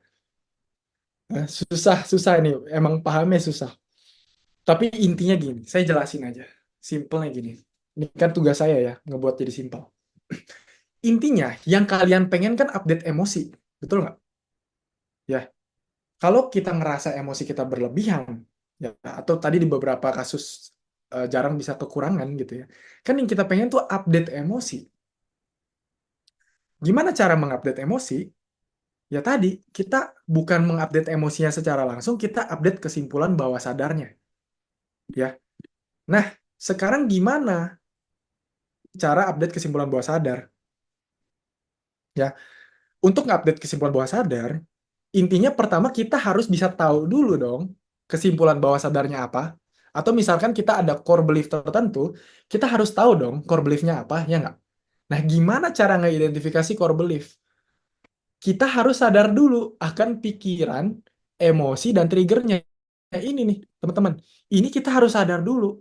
Kalau kita nggak pernah dilatih untuk menyadari pikiran, emosi, sama kejadian, sama perilaku kita, ya, kita nggak akan tahu ketika dia muncul, teman-teman. Makanya mungkin ini kesannya sepele. Ngapain sih gue belajar ribet-ribet emosi, pikiran, satu-satu. Tujuannya apa? Biar kita sadar. Jadi kita bisa identifikasi dia. Ketika ada yang bisa kita tunjuk dan kita tulis dan kita labelin, saat itulah kita mulai bisa mengubah sesuatu dari sana. Oke? Itu pentingnya ya. Jadi kita harus belajar untuk menyadari. Kalau kita sedih, kesel, marah, kita tulis tuh. Saya mikir apa aja, pikiran yang muncul apa aja, tulis teman-teman. Kenapa journaling works untuk orang dengan anxiety dan depresi? Karena mereka terlatih untuk menyadari pikiran dan emosi mereka. Itu paling simpelnya itu, teman-teman. Padahal orang journaling kan nggak denger, di buku journalingnya kan nggak ada kata-kata motivator kan? Ya nggak? Tapi kenapa itu mengubah? Ya sesimpel kita tahu apa pikiran kita, tahu apa emosi kita, tahu pola otomatis ya yang mengganggu kita. Karena kita tahu sekarang pola itu jadi tidak seotomatis itu lagi. Ya, karena biasanya emosi negatif semuanya itu dia pola otomatis, teman-teman. Beneran otomatis, kayak di luar kontrol. Ya, karena saya bilang tadi emosi itu sifatnya cepat, otomatis. Nah, kita harus identifikasi dulu ya, pikiran, trigger, emosi yang mengganggu, baru kita latih skill kita ya, entah dengan bantuan orang dulu atau dengan diri kita sendiri untuk identifikasi bawah-bawahnya, gunung es di bawahnya. Kesimpulan bawah sadarnya apa, core belief-nya apa. Nah, Setelah kita identifikasi core belief-nya apa, baru kita bisa cek tingkat akurasi si core belief. Ya, kita udah dapet nih, istilahnya kalau mancing, kita udah mancing, udah lempar, udah dapet ikan gedenya nih. Ini ikan gedenya teman-teman. Kalau kita mecahinnya di level pikiran awal, pikiran atas ya, yang muncul-muncul, itu kita kayak mancing ikan kecil-kecil teman-teman, ikan teri. Nanti efeknya kurang kerasa kalau kita nyari buktinya. Tujuannya ngegali core belief biar kita dapat ikan gedenya dulu tuh, ya. Biar efeknya kerasa. Tadi emosi dari 5 cemas jadi 0 itu kerasa karena udah kegali core beliefnya teman-teman, ya. Setelah tahu core belief, baru kita lihat, ya. Lihatnya ada dua, ya. Kita bilang dulu yang di belakang. Kalau kita sesi one on one, ya, atau kita lagi mikir sendiri, ya, itu kan kita bisa menggalinya di masa lalu. Kita gali, misalkan core belief saya tidak apa ya, saya tidak layak disukai misalkan, atau saya tidak penting. Ya udah, kita cari bukti pertama yang mendukung kenapa kita bisa punya kesimpulan itu. Gali satu persatu. Saya pernah diginin sama orang tua, saya pernah gini sama teman. Kita nggak usah sosokan positif teman-teman, nggak usah. Saya bilang nih sekali lagi, ya, kita nggak usah sosokan positif. Gali aja yang real. Apa yang ngebuat kita mikir kita nggak layak disukain, nggak penting, atau apa yang buat kita berpikir kita bodoh, kita tulis. Tapi kita cari juga bukti yang tidak mendukung. Kita cari, kita rasain ketika itu terjadi. Ya, ini ngebuat kita lebih aware, teman-teman. Jadi yang tadi kalau ada buletan yang nggak masuk tuh segitiganya, sekarang jadi masuk, masuk, masuk. Nah, dari seluruh bukti yang udah kita gali satu-satu. Oh, ternyata kemarin ada yang nyapa gua kok di kantor. Kemarin gua di chat, ingetin, let's say makan kok sama temen gua pas gua kelamaan rapat. Ketika itu udah muncul, muncul, muncul, muncul, baru kita buat kesimpulan baru, teman-teman. Saya nggak bilang kesimpulan yang positif. Saya bilang kesimpulan yang lebih objektif. Ya, kesimpulan yang lebih objektif. Jadi kita nggak sosokan positif, cari aja yang objektif apa. Nanti saya kasih contohnya. Ya, setelah udah dapat semua ini, kita buat action plan. Action plan-nya apa? Jadi ketika suatu saat itu terjadi lagi, ya let's say tadi istri ada ngomong apa, ya istri ada ngomong sesuatu, kita udah paham nih, wah nih polanya lagi datang nih. Ya, paham nggak gunanya identifikasi sekarang? Wah, gue udah tahu nih sekarang polanya datang nih. Gue bakal marah lagi. Gue ada dorongan buat marah nih sekarang. Udah tahu kita. Nah, ketika kita tertrigger, ya terima dulu emosinya. Ya, kita sadarin hal positifnya dari emosi itu. Gak usah dijudge karena akan makin parah. Terus kita milih responnya, mau reaktif, mau kayak dulu lagi, atau kita nerapin action plan yang udah dibuat nih. Ya, misalkan dari langsung bentak marah istri gitu ya, kita jadi coba mempertanyakan apa kemauan dia, misalkan itu sesimpel itu teman-teman. Action plan selalu itu, sesimpel itu, dan spesifik tiap orang, jadi kita nggak bisa generalisir, ya. Makanya saya nggak pernah bilang harus meditasi, semua orang harus journaling, enggak, karena action plan itu spesifik, tergantung masalah, tergantung core belief, tergantung macam-macam, tergantung pola perilaku dia sebelumnya, ya.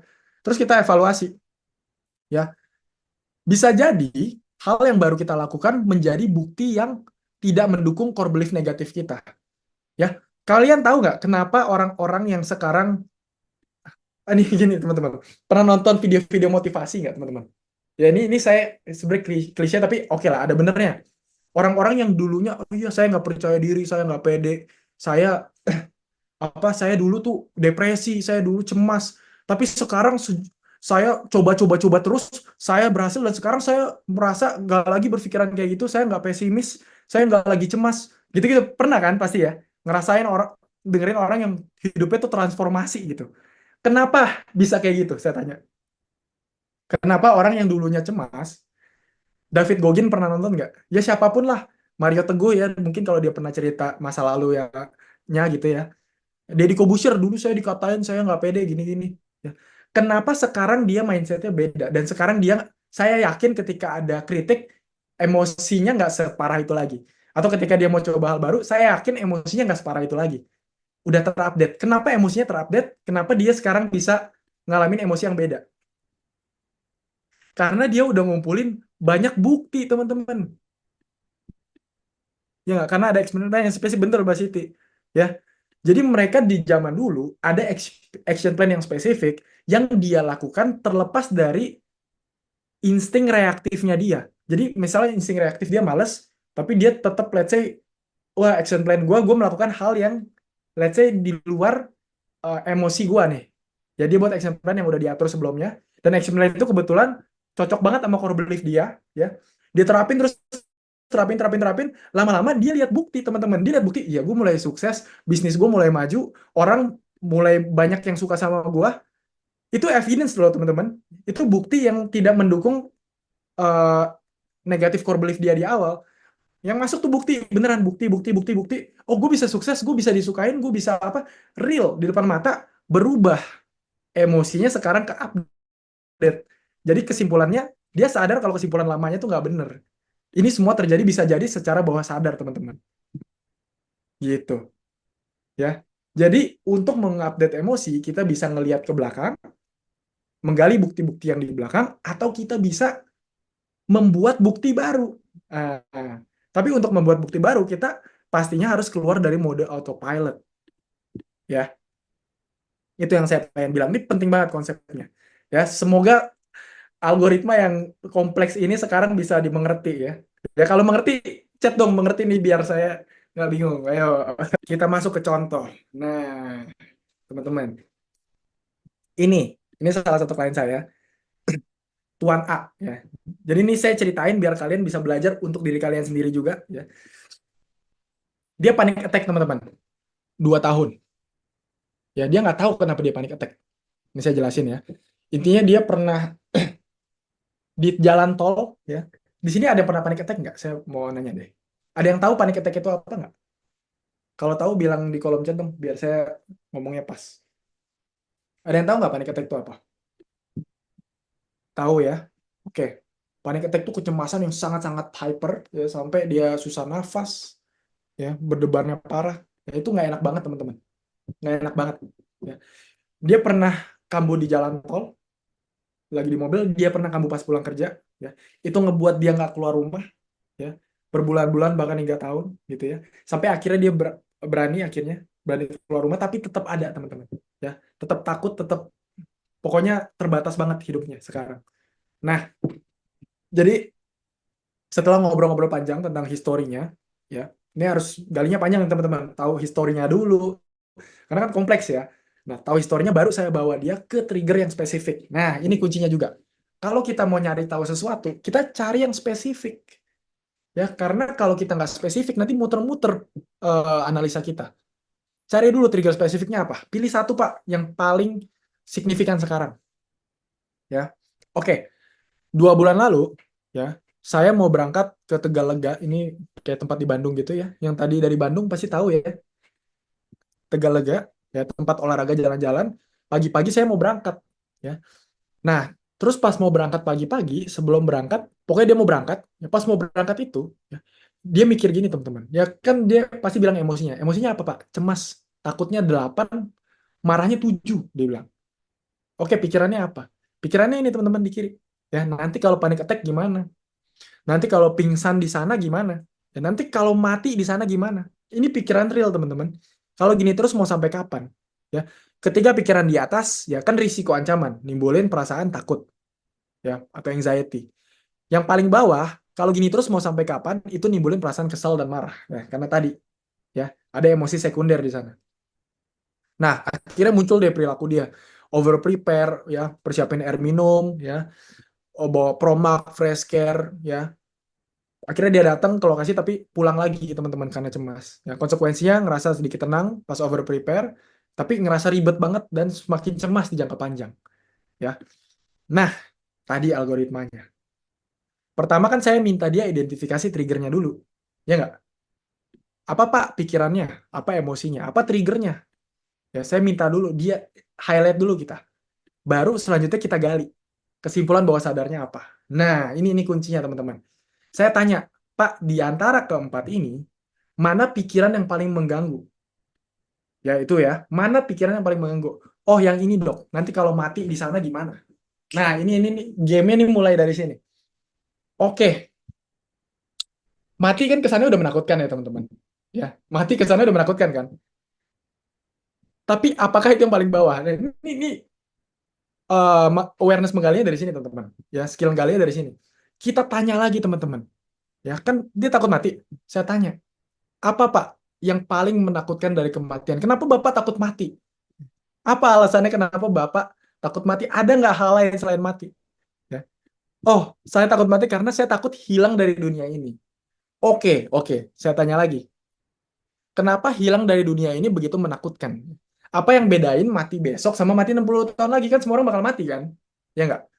Semua orang bakal hilang kan? Ya, terus apa yang beda? Ya. Saya merasa kalau mati besok belum sempat bermanfaat bagi orang lain dan memperbaiki hidup saya, Dok. Ya. Terus saya tanyain ya, intinya ini sebenarnya diskusinya lebih panjang teman-teman, tapi intinya kesimpulannya gini. Berarti yang bisa saya katakan, hal yang membuat kematian begitu menakutkan adalah karena saya orang yang belum lagi bermanfaat bagi orang lain dan belum bisa memperbaiki. Bener nggak? Saya tanya dia, nggak bisa saya yang buat teman-teman. Harus orangnya sendiri. Nanti dia ngerasain tuh, iya nggak ya, ini buat saya ini nggak ya? Kalau saya udah bermanfaat dan bisa memperbaiki hidup saya, kecemasan matinya menurun nggak ya? Dia rasa-rasain tuh. Oh iya menurun jauh. Iya dok, kayaknya ini deh alasannya gitu teman-teman. Jadi kita harus in tune antara pikiran sama emosi kita harus kita bulak-balikin terus tuh. Emosi mana yang paling eh, pikiran mana yang paling nge-trigger emosi mana itu harus kuat tuh. Gitu ya. Nah, udah tahu dia. Berarti kesimpulan awal dia adalah saya adalah orang yang belum bisa bermanfaat dan belum bisa memperbaiki hidup. Ini kesimpulan dia, teman-teman. Dan dia percaya ini 90%. Ya, bayangin tuh ya. Ya. Dia percaya sama kesimpulan ini 90%. Ya. Nah, awalnya kita positive reframing dulu dong, ya. Saya jelasin ya, pokoknya saya tanya dia apa yang positif tentang kecemasannya. Oh, dia tahu emosi takut datang karena berusaha melindungi. Kesal muncul karena ingin improve dari perasaan cemas. Turun teman-teman kesalnya. Nanti teman-teman lihat nih. Mana sih? Nih, emosi kesalnya turun jadi 2, dari 7 jadi 2. Tapi intinya itu dulu ya, positive reframing dulu. Kita harus tahu nih, emosi negatifnya ini penting, biar nggak ada emosi-emosi sekundernya. Oke, setelah itu, ya, baru kita lanjut. Lanjut kesimpulannya kita cek. Nah, kesimpulan itu kayak hipotesis, saya selalu bilang gini sama klien. Kesimpulan itu mirip kayak kita lagi di persidangan. Ya, kayak kita lagi di persidangan. Ketika orang ditentukan bersalah, di hipotesa bersalah, dituduh bersalah, kita harus cari bukti mendukung sama bukti nggak mendukung kan? Ya nggak? Tujuannya biar tahu hipotesanya benar atau salah. Sama, teman-teman. Ketika kita punya kesimpulan awal atau core belief awal, ya, ini belum tentu core belief, tapi bisa jadi kesimpulan. Ya.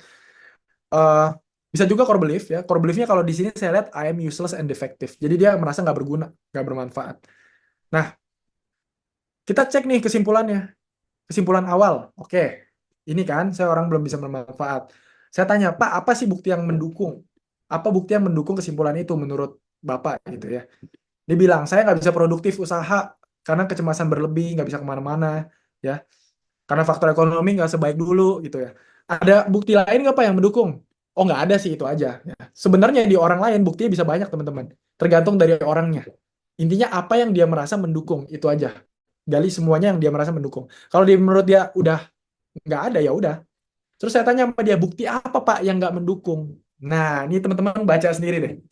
Nah, ini nih, ini ada teman-teman. Ini terjadian real di hidup dia, cuman dia nggak nyadar.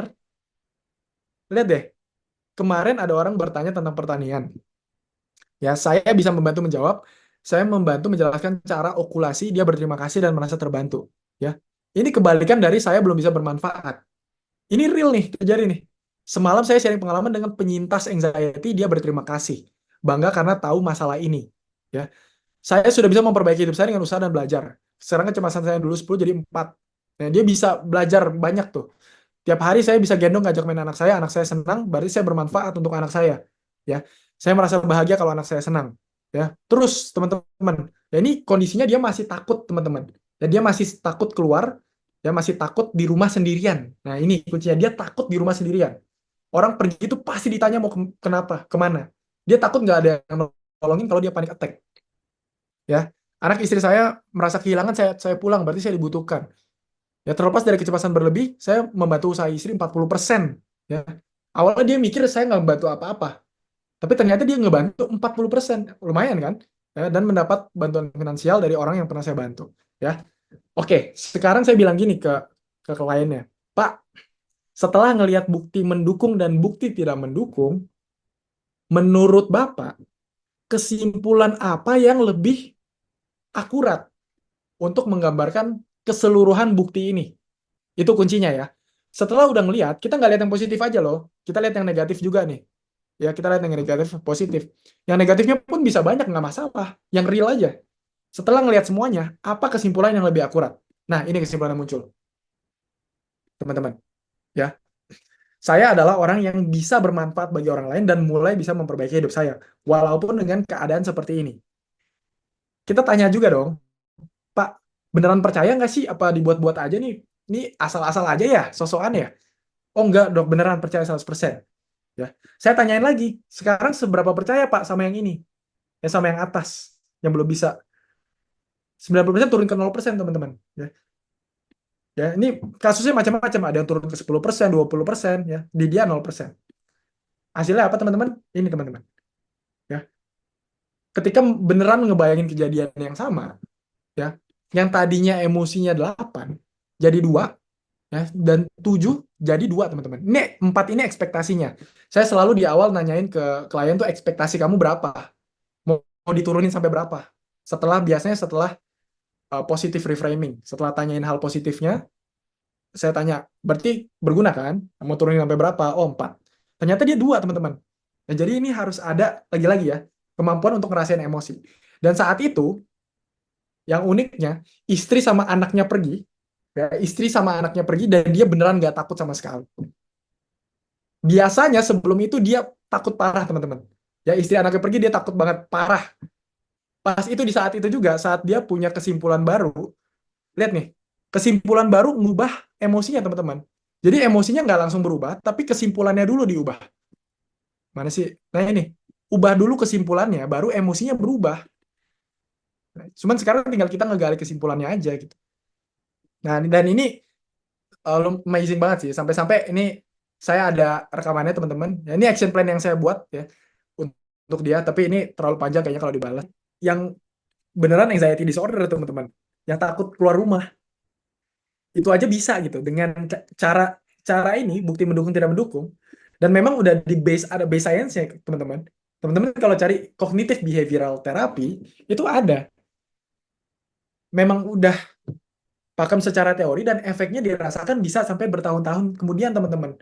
Berdasarkan penelitian, bahkan setelah setahun, 2 tahun, 3 tahun dicek masih kerasa ya. Nah, cuman kita harus ngelatih skillnya tadi, ngelatih skill, kita lakukan ya secara serius ya, dan niat, teman-teman. Nah, balik lagi itu ya, semua hal bisa berguna ya asal kita niat. Nah, ini saya kasih contoh-contoh lain ya buat teman-teman tahu aja. Ini mudah marah sama orang tua nih, ya, marah, ini anger isunya. Ternyata core belief-nya, ya, ini saya gali-gali ya. Jadi situasi spesifiknya apa? Ya intinya dia sering konflik sama orang tuanya, teman-teman. Kayaknya kalau orang tuanya yang ngomong itu gampang banget ke trigger gitu. Dikit-dikit, wah, langsung ngegas, langsung ngegas. Dia bingung kenapa gue kayak gini gitu. Kenapa ngegas mulu? Ya, padahal gue nggak pengen ngegas. Ya. Nah, terus ini saya cari semua pikirannya, ya, emosinya gimana. Dan ini orang, ini pikirannya, teman-teman. Ini orang rame bantuin kek, ya. Ngapain? Intinya dia lagi jaga warung, tapi bapaknya itu pergi. Ya, dia lagi jaga warung, papanya pergi. Gitu. Dia jadi ditinggalin sendiri. Dan dia 2 kali minta bantuan, gak ada yang jawab.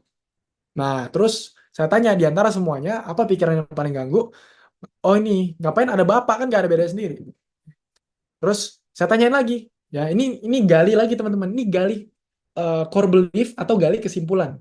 Ya, jadi kita bisa dapat kesimpulan bawah sadar. Kesimpulan bawah sadar itu bisa dipengaruhi core belief. Biasanya sama, ya mirip-mirip lah. Ya, saya tanya, fakta bahwa saya melakukan semuanya sendiri. Tadi kan dia bilang gak ada beda sendiri. Ya, fakta kalau kamu harus ngelakuin semuanya sendiri, ya berarti kamu, ya berarti saya apa? Kalau saya harus melakukan sendiri, berarti saya disepelein dong. Saya nggak dianggap penting dong. Padahal saya udah rela-relain libur kerja, saya bantu di toko, gitu dia bilang. Saya baru di toko, berarti saya sepelein dong. Kalau kamu disepelein sama keluarga kamu, artinya apa? Saya nggak disayang. Nah, ini kan nggak disayang kan biasanya bisa jadi core belief, I am unlovable kan. Cuman saya tanya lagi, kalau kamu nggak disayang, artinya apa? Nah, itu kuncinya. Kita gali lagi, ini udah paling bawah belum? Kalau kamu nggak disayang, emang kenapa? Ya tandanya saya nggak penting. Oh, ada nggak yang bawa lagi? Ada nggak ya? Ya, ada nggak ya? Dia bingung tuh, dia bingung. Terus saya tanya, yang lebih memicu emosi negatif itu ketika kamu tidak disayang atau ketika kamu merasa nggak penting. Nah, saya tanya gitu lagi teman-teman. Yang nggak penting sih, dok, gitu. Nah, itu klik. Berarti ini core belief. Udah, kalau tahu core belief, kita langsung gali teman-teman. Ya, kita langsung gali bukti mendukung dan tidak mendukung berdasarkan core belief ini. Ya, saya nggak penting. Ini kan positive reframing dulu, ya. Positive reframing dulu nih. Saya kesal karena ingin ngusahain situasi, ya, untuk ngilangin judgment-nya intinya. Saya sebenarnya marah, ingin berubah karena punya value hormat. Saya sedih karena ada keinginan hubungan keluarga nggak rusak gitu ya. Intinya positive reframing dulu. Udah tuh, baru kesimpulan saya tidak penting. Awalnya 75%, cari bukti mendukung tidak mendukung. Oke, mendukung. Papa lebih fokus lihat HP dibanding bantuin saya. Mendukung. Kalau adik minta bantuan, saya yang diminta bantuin. Ya, padahal adik yang diminta bantuan saya. Kenapa saya mulu gitu? Ya, terus masukan saya nggak dipertimbangkan sama mama. Ya, habis bertengkar mama nggak minta maaf. Ini kan kita lihat bukti-bukti mendukung saya tidak penting. Ya nggak? Nah, kita cari lagi bukti apa yang tidak mendukung. Oh, ternyata mama tetap bantu nanya-nanya ke rekannya untuk kerjaan baru. Ya, sebenarnya ada kan? Nih, lagi-lagi sebenarnya ada teman-teman. Mama bantu nanya-nanya, ya. Saya terus saya tanya, kamu ngerasa apa pas itu? Nah, kita gali juga pertanyaannya, perasaannya pas itu. Oh iya, saya merasa dipeduliin, disayang, merasa dipentingkan, ya. Oh, terus kemarin saya ditunggu pulang sama bapak biar bisa dijemput kerja. Ya, ngerasa penting lagi. Disuruh ngekos karena mempertimbangkan rasa capek, ngerasa penting lagi. Nah, ini yang tadi saya bilang, papa nggak suka foto di wisuda, tapi beneran tiba-tiba mau kerja sama pas wisuda, ya. Mau diajak foto macam-macam. Nah, setelah melihat seluruh bukti ini, apa kesimpulan yang lebih akurat? Oh, ternyata ini yang lebih akurat, teman-teman. Papa kadang mageran, mama kadang keras kepala, mereka nggak bisa mengekspresikan kata maaf dari omongan. Tapi sebenarnya mereka sayang sama saya dan menganggap saya penting. Ya, ini jadi percaya 80, ini 30 turun. Emosi pun berubah, teman-teman. Mana emosinya? Inilah. Nah, ini. Emosi pun berubah. Kesel turun, ya. Ya, ini saya tulis yang real-real aja, teman-teman. Ya. Jadi memang angkanya nih real nih. Dari 9,5 ke 7. Ya, nggak terlalu banyak lah. Ya mungkin karena emang dia butuh rasa keselnya, teman-teman. Ya, lagi jaga ditinggalin, ya nggak? Kesel wajar nggak? Wajar. Ya, tapi setidaknya nggak sampai mengganggu banget. Ya, bingungnya jadi 7 sampai 3. Sedihnya dari 9,5 sampai 6. Ya, bersalah 8 jadi 5 sekarang. Ya. Nah, ini emosinya menurun secara real time, teman-teman. Ya. Nah, ini action plan-nya nih. Ya, ini kita bahas yang real sesuai sama core belief-nya tadi, saya nggak penting. Ya. Eh ini, kayak kalau susah merasa situasi, coba bilang pendapat baik-baik, lebih tenang, tidak langsung memojokkan, ya. Ngomong lebih lembut, ya. Ini kita sampai buat jawaban awal, jawaban alternatif. Intinya ada action plan yang beneran spesifik dan bisa dilakuin, ya. Ketika let's say dia ngelakuin ini dan respon orang tuanya berubah, nggak marah balik misalkan, malah ngomong baik-baik, ya otomatis evidence saya penting kan masuk kan, gitu. Nah, ini ada lagi, ya intinya dia ngerasa nggak adil sama orang tuanya, ya. Ketika ibu bilang biaya kuliah untuk kakaknya disiapin, dia ngerasa cemburu karena dari dulu dia ngerasa orang tuanya nggak pernah adil. Nah, pikirannya ini, kok kakak saya mau wisuda udah prepare segiliran saya, ya. Kenapa sangat mengganggu? eh, Kenapa dia mengganggu karena dia selalu dapat perhatian dan saya tidak. Jika kakak kamu dapat perhatian, jadi kita ibaratkan itu real gitu, teman-teman. Ini kan ini kan pikiran, ya, kita anggap kenapa hal mengganggu, ya, karena dia selalu dapat perhatian. Kalau bener kakak kamu dapat perhatian, itu tandanya apa? Saya orang yang nggak penting. Nah, ini saya gali lagi, jika kamu orang nggak penting, apa artinya? Nah, ini kebalikan dari yang tadi nih. Tadi kan tidak penting kan core-nya. Ini dari tidak penting ke tidak layak dicintai, teman-teman. Lihat nggak seberapa kompleksnya cara menggalinya tuh? Ini makanya skill, teman-teman, harus berulang-ulang.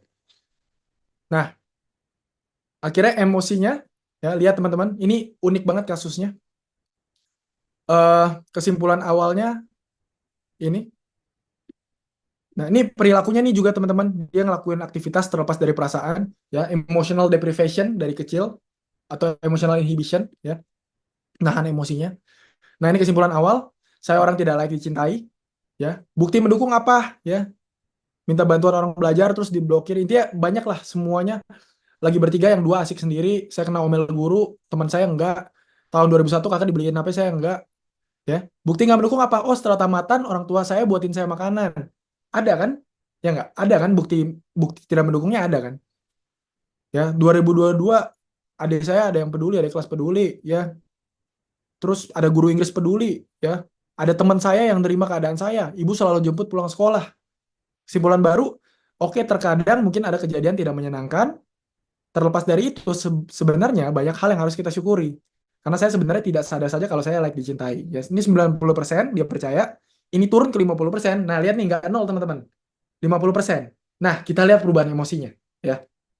Awalnya dia ngebayangin hal yang sama, awalnya 9, marahnya jadi nol teman-teman. Keselnya jadi dari 7 jadi 1, ya. Kecewanya 10 jadi 5, sedihnya 5 jadi 9, naik teman-teman. Nah, ini unik nggak nih? Ini inget nggak? Tadi kan saya ada ngasih gambar kalibrasi ya. Ini kalibrasinya teman-teman. Ya, jadi dari dulu dia terus-menerus mensupres rasa sedihnya teman-teman. Disupres terus, supres terus, supres terus, nggak dirasain sedihnya, nggak dikeluarin, nggak dilepasin. Sekarang ketika dia udah menghilangkan barrier-barrier lainnya, baru sedihnya keluar teman-teman. Makanya naik jadi 9. Lihat ya. Oke, ini yang lain-lain aja. Yang tadi ya, yang overthinking, yang semuanya. Ya intinya ada, nggak mungkin saya tunjukin satu-satu lah. Ya ini yang curhat tentang kehilangan ayah, ya yang ini macam-macam overthinking, tekniknya ya respon cemas bisa hilang ya. Ya intinya teman-teman saya harapkan ya bisa nangkep intinya. Oke. Mas Yuda, Dok, gimana jika bukti mendukungnya lebih dominan dibanding bukti tidak mendukungnya? Apakah kita harus nemuin bukti yang tidak mendukung sampai dia dominan? Sepasnya aja, Mas. Ya. Jadi, ya udah, bukti tidak mendukungnya nggak sebanyak itu. Ya udah nggak apa-apa. Yang penting kesimpulan kita berubah dulu, Mas. Sebelumnya kan yang full negatif nih, Mas. Ya kan? Sebelumnya kan negatif. Full, saya orang tidak layak dicintai, 100% negatif. Ada positif dikit nggak apa-apa. Dia turun. Nanti makin lama, kita makin aware tuh. Kan kita jadi ngebuka kan, oh ternyata ada bukti ini. Besok terjadi, kita catat lagi. Oh ada bukti positif lagi, ada bukti positif lagi, bukti mendukung lagi, bukti tidak mendukung lagi. Gitu. Lama-lama, ya update emosi, bener Mas. Jadi kita update terus, nggak apa-apa. Kalau kita ada yang masa lalunya berat, emang beneran hidupnya, let's say, sangat traumatik, ya nggak apa-apa. Kita nggak bisa mengontrol kejadian yang udah terjadi. Yang bisa kontrol adalah kan interpretasinya. Ya kita cari aja bukti yang menurut kita secara real beneran tidak mendukung. Kita nggak usah sosokan positif deh, objektifnya aja gitu. Dengan objektif aja itu udah ngebantu nurunin teman-teman. Ya, jadi lebih nggak intens, ya, sehingga emosi itu jadi produktif dibanding destruktif. Oke? Nah ini nih quote terakhir bahasa Inggris ya biar jaksel. Inaccurate emotions come from inaccurate conclusions. Ya artinya emosi yang nggak akurat datang dari kesimpulan bawah sadar yang tidak akurat. Ya, cari evidence-nya secara objektif, ya, dan kamu akan mendapatkan emosi yang benar dan emosi yang berguna. Ya, jadi gali-gali evidence. Manusia nggak bisa ditipu. Kamu tuh pinter, teman-teman. Harus cari evidence yang real. Oke, sekian presentasi saya. Makasih banyak ya. Nanti kita akan masuk ke Q&A ya. Oh ya, jangan lupa juga share teman-teman di Instagram, tag saya, nanti saya repost ya. Kita akan masuk Q&A ya. Nanti saya akan jawab